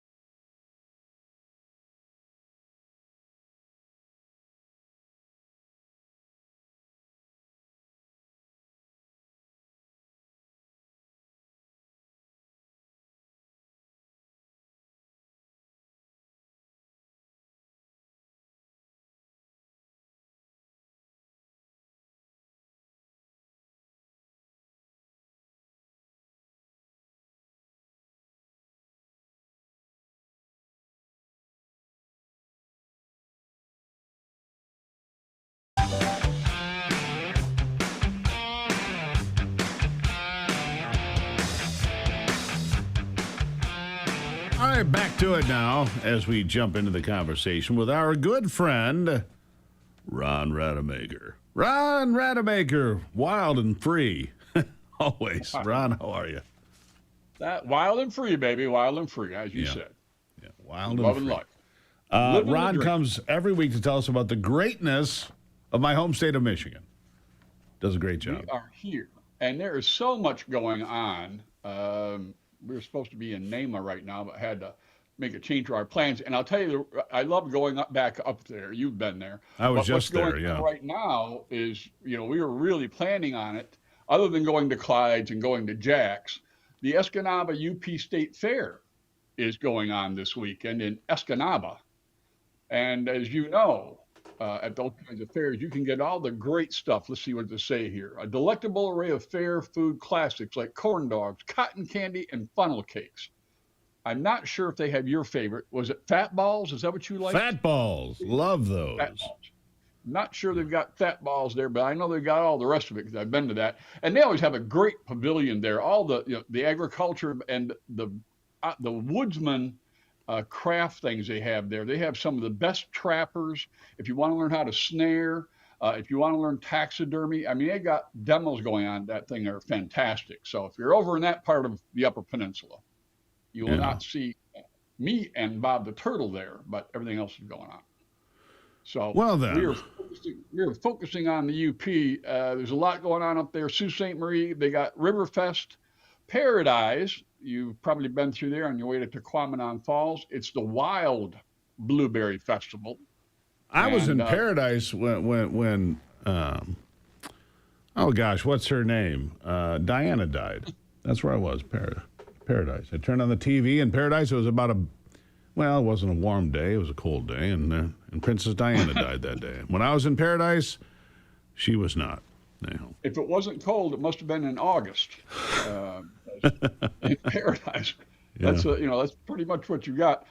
Western Upper Peninsula, Calumet has their Pasty Fest, where they, and if you've not been to that, you want to go hungry because they will have vendor after vendor serving up the best pasties. And then, of course, in Copper Harbor, Art in the Park this weekend. So that's what's going on in the Upper Peninsula.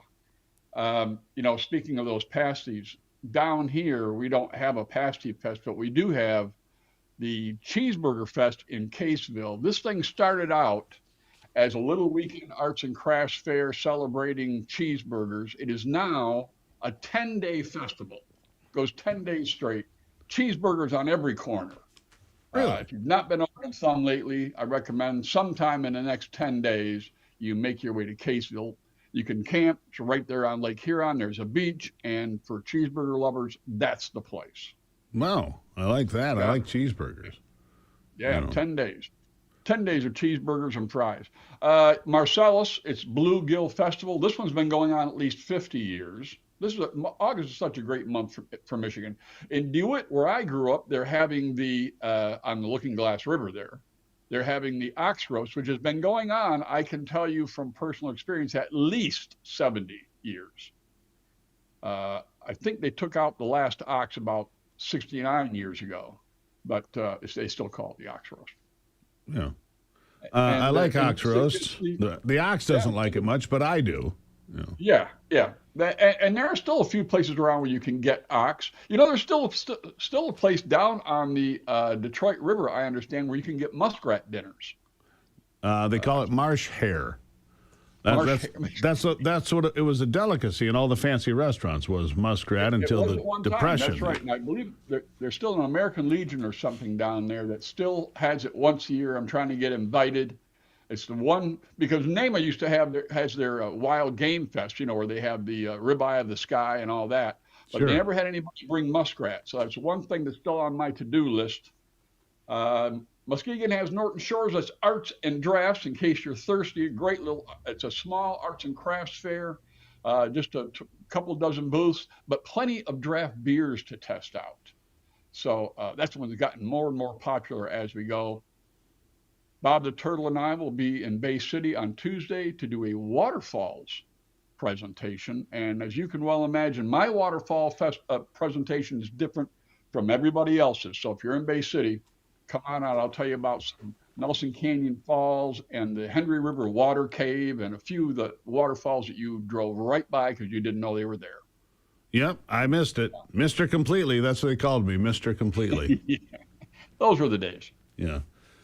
Just so much going on. I mean, we're just on the edge of fall. The fishing is great. I just scheduled a trip to the Pier Marquette, which I think we're doing second week of September. I've just got this fly fishing bug right now, Ron. I'm trying to cure it. It is a bug that comes back over and over and over, like almost like the mayfly hatch. You know, you can count on it at a certain time. So a little bit of news for those of you who have not heard: the Todd and Brad Reed Gallery in Ludington is closing. Those guys have lost their lease. If you don't know who they are, Google it up. These are the two best photographers probably in the state of Michigan. You've seen their billboards up and down the highways. If you get a chance to, if you're going to be in Ludington, like for Suds on the Beach, stop by and say hello to Todd and Brad. They supported my work when I was first starting out, and we wish those guys the best of luck going forward. Well, there you go. Good stuff. Best of luck. Yeah. I see that there's an ultrathon being run in Marquette. A 50-mile trail ultrathon this weekend. Yeah. I'll not be participating. I just have to tell you. Yeah, they have to do that from time to time because the participants keep dropping. And, you know, we got some really good road races coming up. Wait till you hear some of the stuff they're going to be doing out on the back roads and then some of these gravel bike races that are coming up.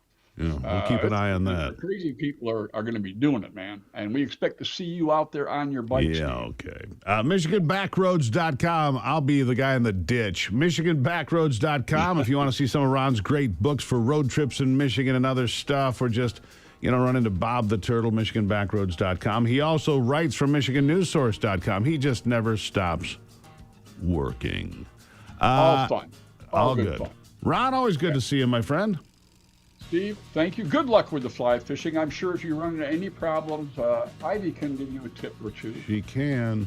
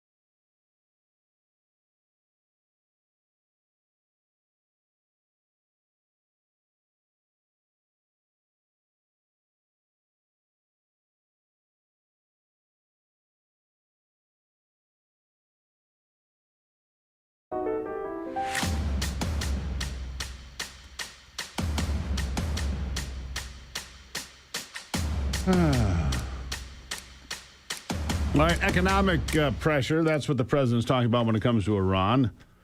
Said Tuesday he's considering maintaining the Iran war with an easy, relaxed approach that focuses increasingly on inflicting economic pain. I'm their banker, said the president. Trump said in an interview with Wayne Allen Root of Real America's Voice that he's frustrated with Iran's devious negotiators and felt he could try to bop along and win the conflict through financial leverage.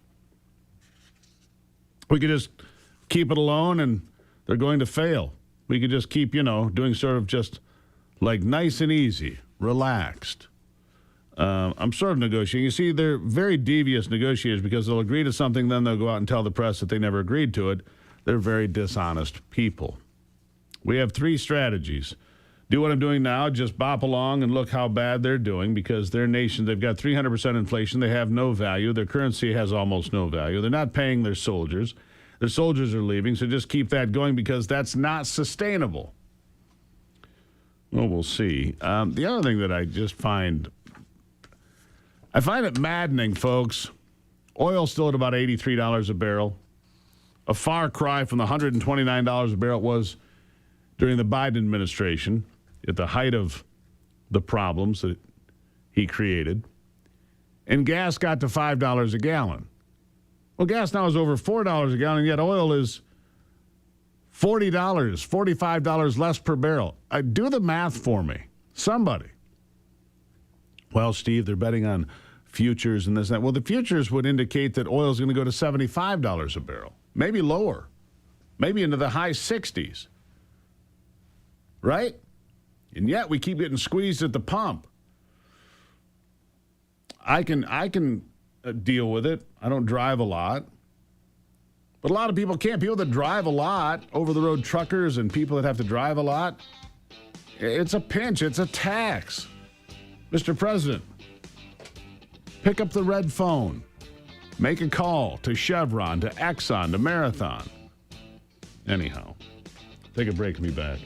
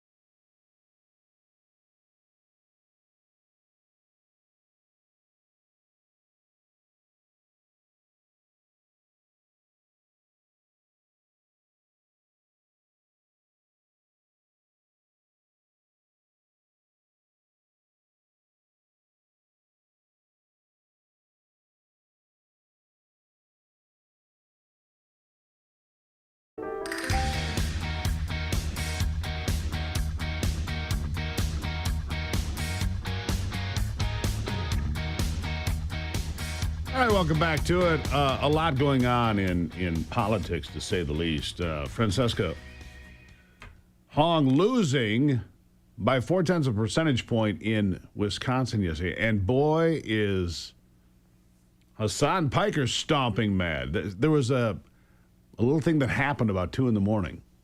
where they said, well, a handful of machines, 5 machines, they didn't download properly on the USB drive. So we have to go re-download those, and we'll come back. And magically, David Crowley came out ahead on all those counts. You don't think the Democrats would ring an election, do you? Anyhow, that's not my topic for my next guest, but it is interesting. Jay DeBoyer here. He is the House Oversight Committee chair in Michigan. Jay, good morning. Good morning, Steve. How are you? I'm doing well. You know, I was out of town last week, and I saw Abdul El Sayed won for the Democrats. I think that's good news for all Republicans. I do, because I think he's too radical, too extreme, way too far over the line. I mean, I talk to normal Democrats. You do as well. Obviously, in your job, you talk to all sorts of people. I don't think that normal Democrats, old school Democrats, are going to vote for him. People like James Carville and Bill Maher and others, and the same sorts of people in Michigan are not going to. They're not going to pull the lever for that deal. What are your thoughts? No, I tend to agree with you. You know, the concerning thing for me is just the fact that we have such a segment of our population that doesn't know history, right? And they see an individual like El Sayed, and they believe that the words that are coming out of his mouth are actually possible. You know, and it's concerning to me. And I would blame our higher education for the indoctrination that goes on in those places on a regular basis for that. But in the big picture, I guess, from the perspective of the direction that Michigan needs to head and the direction that the United States needs to head, I think that the fact that Mike Rogers is our candidate, a true patriot, a guy that knows what he's talking about, understands how things work. Yeah, I do think that that's going to be a positive outcome in November for the Republican candidate. I think it helps John James, too. I think it helps across the board for Republicans because, look, normal Democrats are looking around going, what is going on here? Big tent. This big tent is on fire because the people you let in kicked over the table and lit the place on fire. I think it helps John James. I think it helps Mike Rogers. I think it helps a couple of congressional seats that may not have been necessarily in play in a midterm election, I think, are favorable to Republicans. Now, maybe I'm out to lunch, Jay, but I don't think so. No, I don't think you are either. The reality is, you know, I live in St. Clair County, but I represent Northern Macomb, Southern St. Clair County. And I have perfectly fine relationships with a number of lots of Democrats, frankly, who have supported me as a state representative. And I've had conversations with them. And although we don't agree on policy, you know, a lot of the time we don't agree on policy. Sometimes we do. But they have said to me that this is not the Democrat Party that I grew up in, nor have I supported through my years. So they see this as a real threat to what America stands for. Yeah. I want you to hear something. Anthony, would you pull up bite number 5, please? Because to me, this is really telling. Detroit City Councilwoman, Democrat Mary Waters, giving high praise to Mike Rogers. Listen to this. It was a great conversation. And you know, Charlie is an individual, an elected city council member representing nearly 700,000 people throughout this city. It was very important that I took the time to hear what Mike Rogers had to say, his plans for the city of Detroit. And he talked about the land use plans for that. We discussed skilled trades. We discussed seniors, veterans. Mike Rogers has a plan for all of those categories.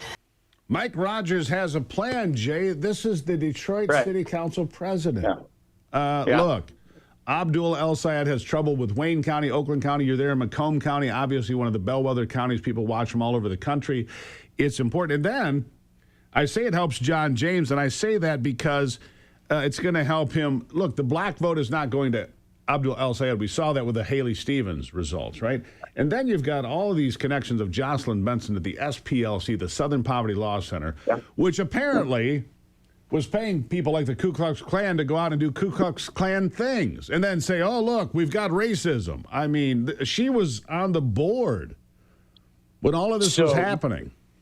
Correct. You are touching on a topic, and all these actually tie together. Because I have this simple little saying that says sometimes absurdity needs to happen to prove a point. And you have to remember, for a long time, Steve, the narrative has come out of the leadership of the Democratic Party about how evil Republicans are.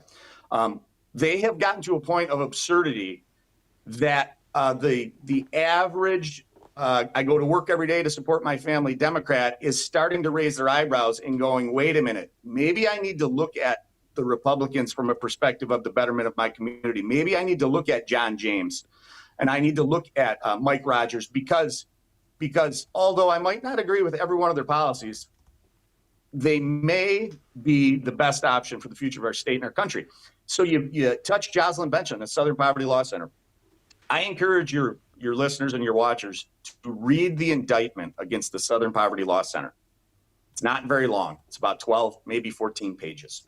It talks about what happened. The narrative you hear from the left is that we were just paying informants with money. Steve, that is the furthest thing from the truth. What they actually did is they actually created fictitious corporations.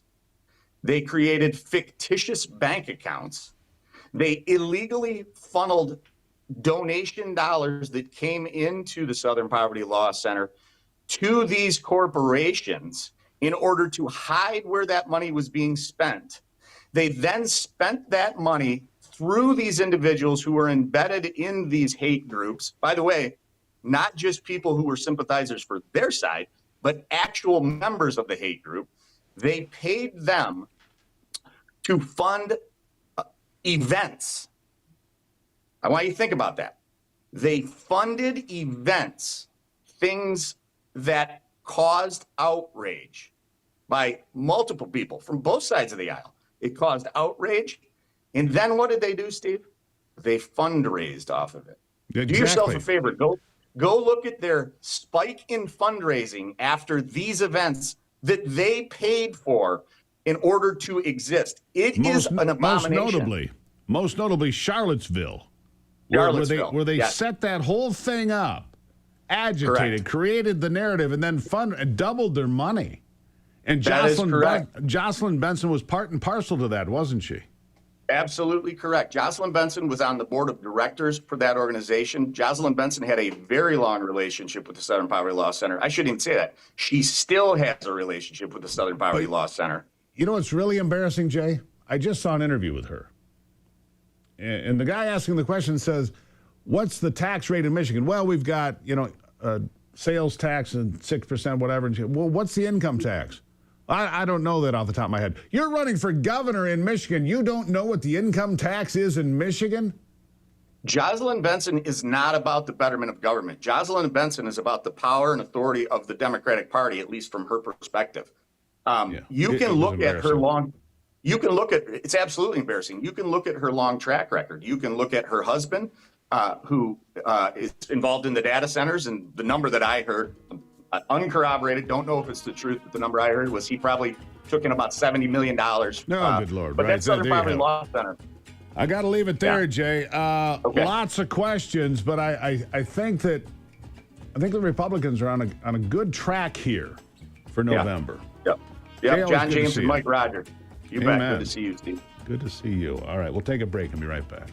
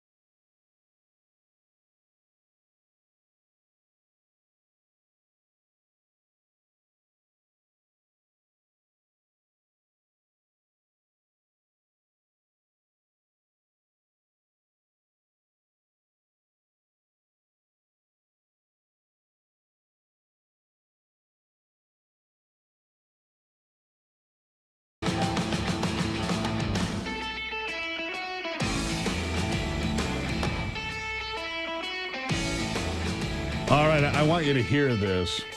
Hot off the presses, all right? Hot off the presses. The FBI and U.S. spy agencies received derogatory evidence about Joe Biden from 14 different informants, but instead embarked on a secret operation to tamp down on Ukrainian corruption scandals engulfing his family during the 2020 election by formally designating Attorney General Bill Barr, Secretary of State Mike Pompeo, key members of Congress, and journalists as Russian disinformation conduits. According to explosive intelligence community documents declassified by the White House and just published by John Solomon at Just the News.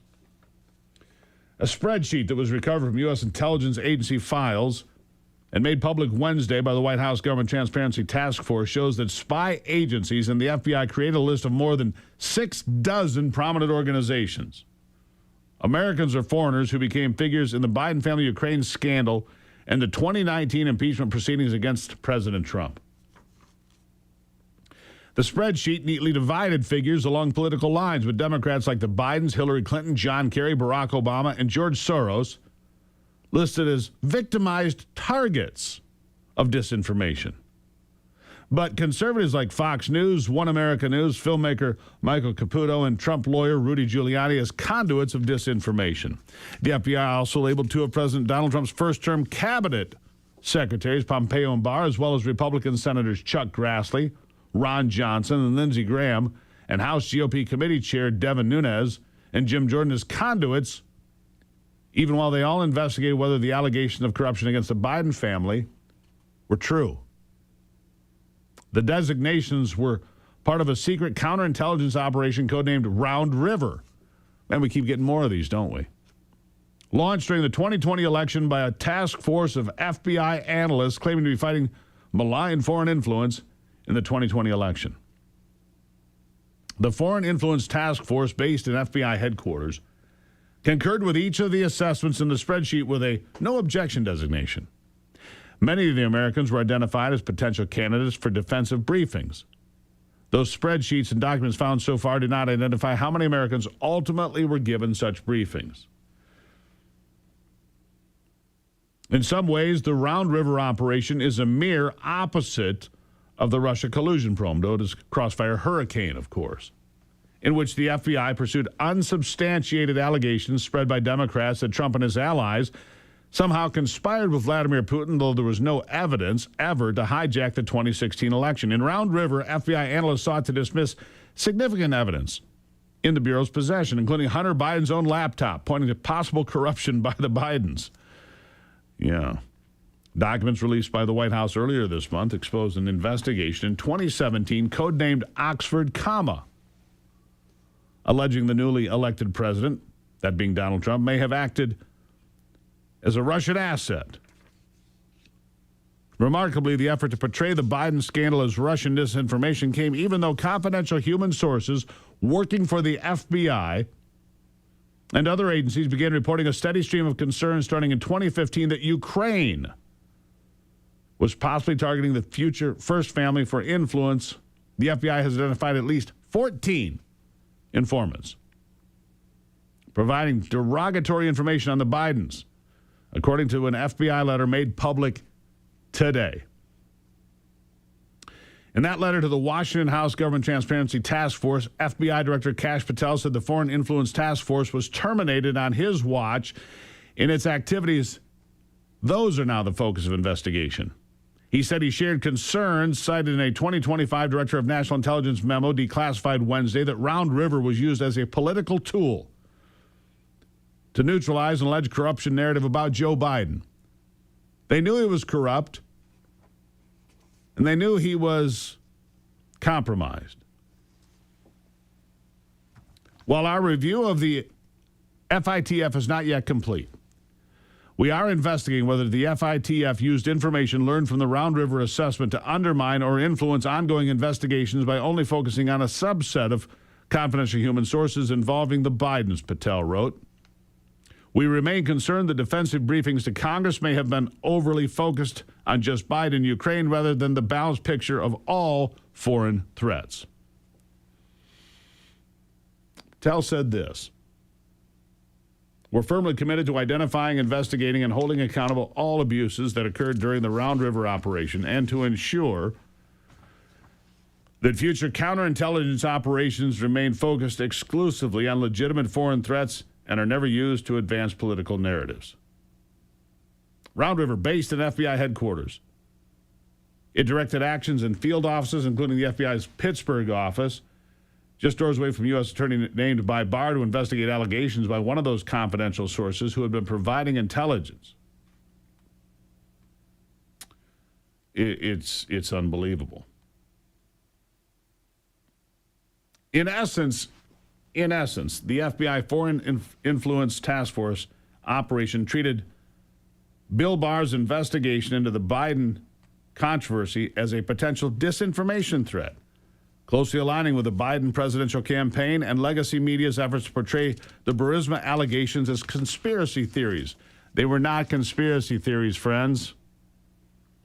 They referred to in the documents as the Ukraine narrative persisted well beyond the 2020 election that put Biden in the White House until two IRS whistleblowers and some former Biden business partners came forward to Congress beginning in 2023 and shared evidence that Hunter Biden had committed crimes, lots of them, including failing to pay taxes on monies he earned from Burisma and sought to use his father's influence to help the Ukrainian energy company. It continues. It just continues to come out. This is a much longer article. There's a lot more to it. The Biden family was corrupt. And evidence against the Bidens was repeatedly dismissed as Russian disinformation, which it was not. It's simply unbelievable, the depth of the corruption in the American government and the deep state. JustTheNews.com if you want to see the whole article. Final thoughts after this.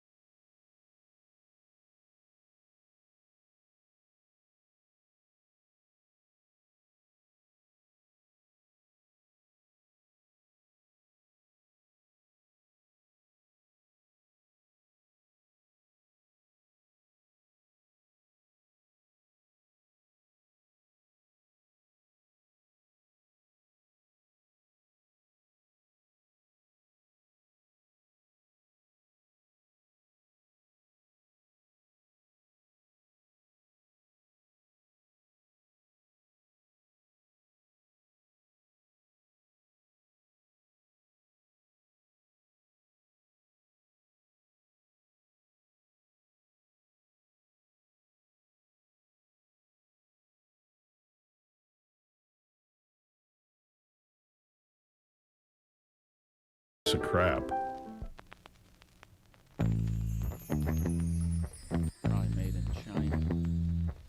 Made in Michigan, actually. All right, so Samuel Alito is going to stay on the Supreme Court for another term. I'm surprised by that. I was wrong. I thought he might step down after this session of the Supreme Court, but maybe he decided just to believe that Republicans are going to control the Senate, which I believe after the midterms. I believe Republicans will still be in charge of the United States Senate. And trust me, if Fetterman leaves the Democrat Party, which is, anybody's guess, but I think he could, Fetterman is going to be the new Joe Manchin, I guess, or the new Sinema, holding on important positions that the rest of the Democrats will hate him for. They'll try to, and they may win. They're going to try to primary Fetterman. They hate him because he's not a lockstep communist. In fact, he hates communism. And he works with Dave McCormick, the other senator from Pennsylvania, on a variety of things. They work together for the benefit of the people of Pennsylvania. Remarkable that a senator would put his home state and his responsibilities ahead of these radical progressive ideas. Anyhow, Alito's staying on. He's 76. And so if Republicans hold the Senate, which I believe they will, and there'll be somewhere between 52 and 54 seats, then if he retires next year, there can still be a conservative replacement for him. Susan Collins is not going to run for re-election after this term, so she can vote. Murkowski, who cares what she does? Mitch McConnell has not been seen in public since the 14th of June. We don't even know if he's alive. So, and I believe that if there's a tie, obviously, the vice president will come in and vote for the nominee. So, there you have it. Fight the good fight, keep the faith. God bless America. I'm Steve Gruber. This is Daybreak, and remember, look at me, remember only you can save America.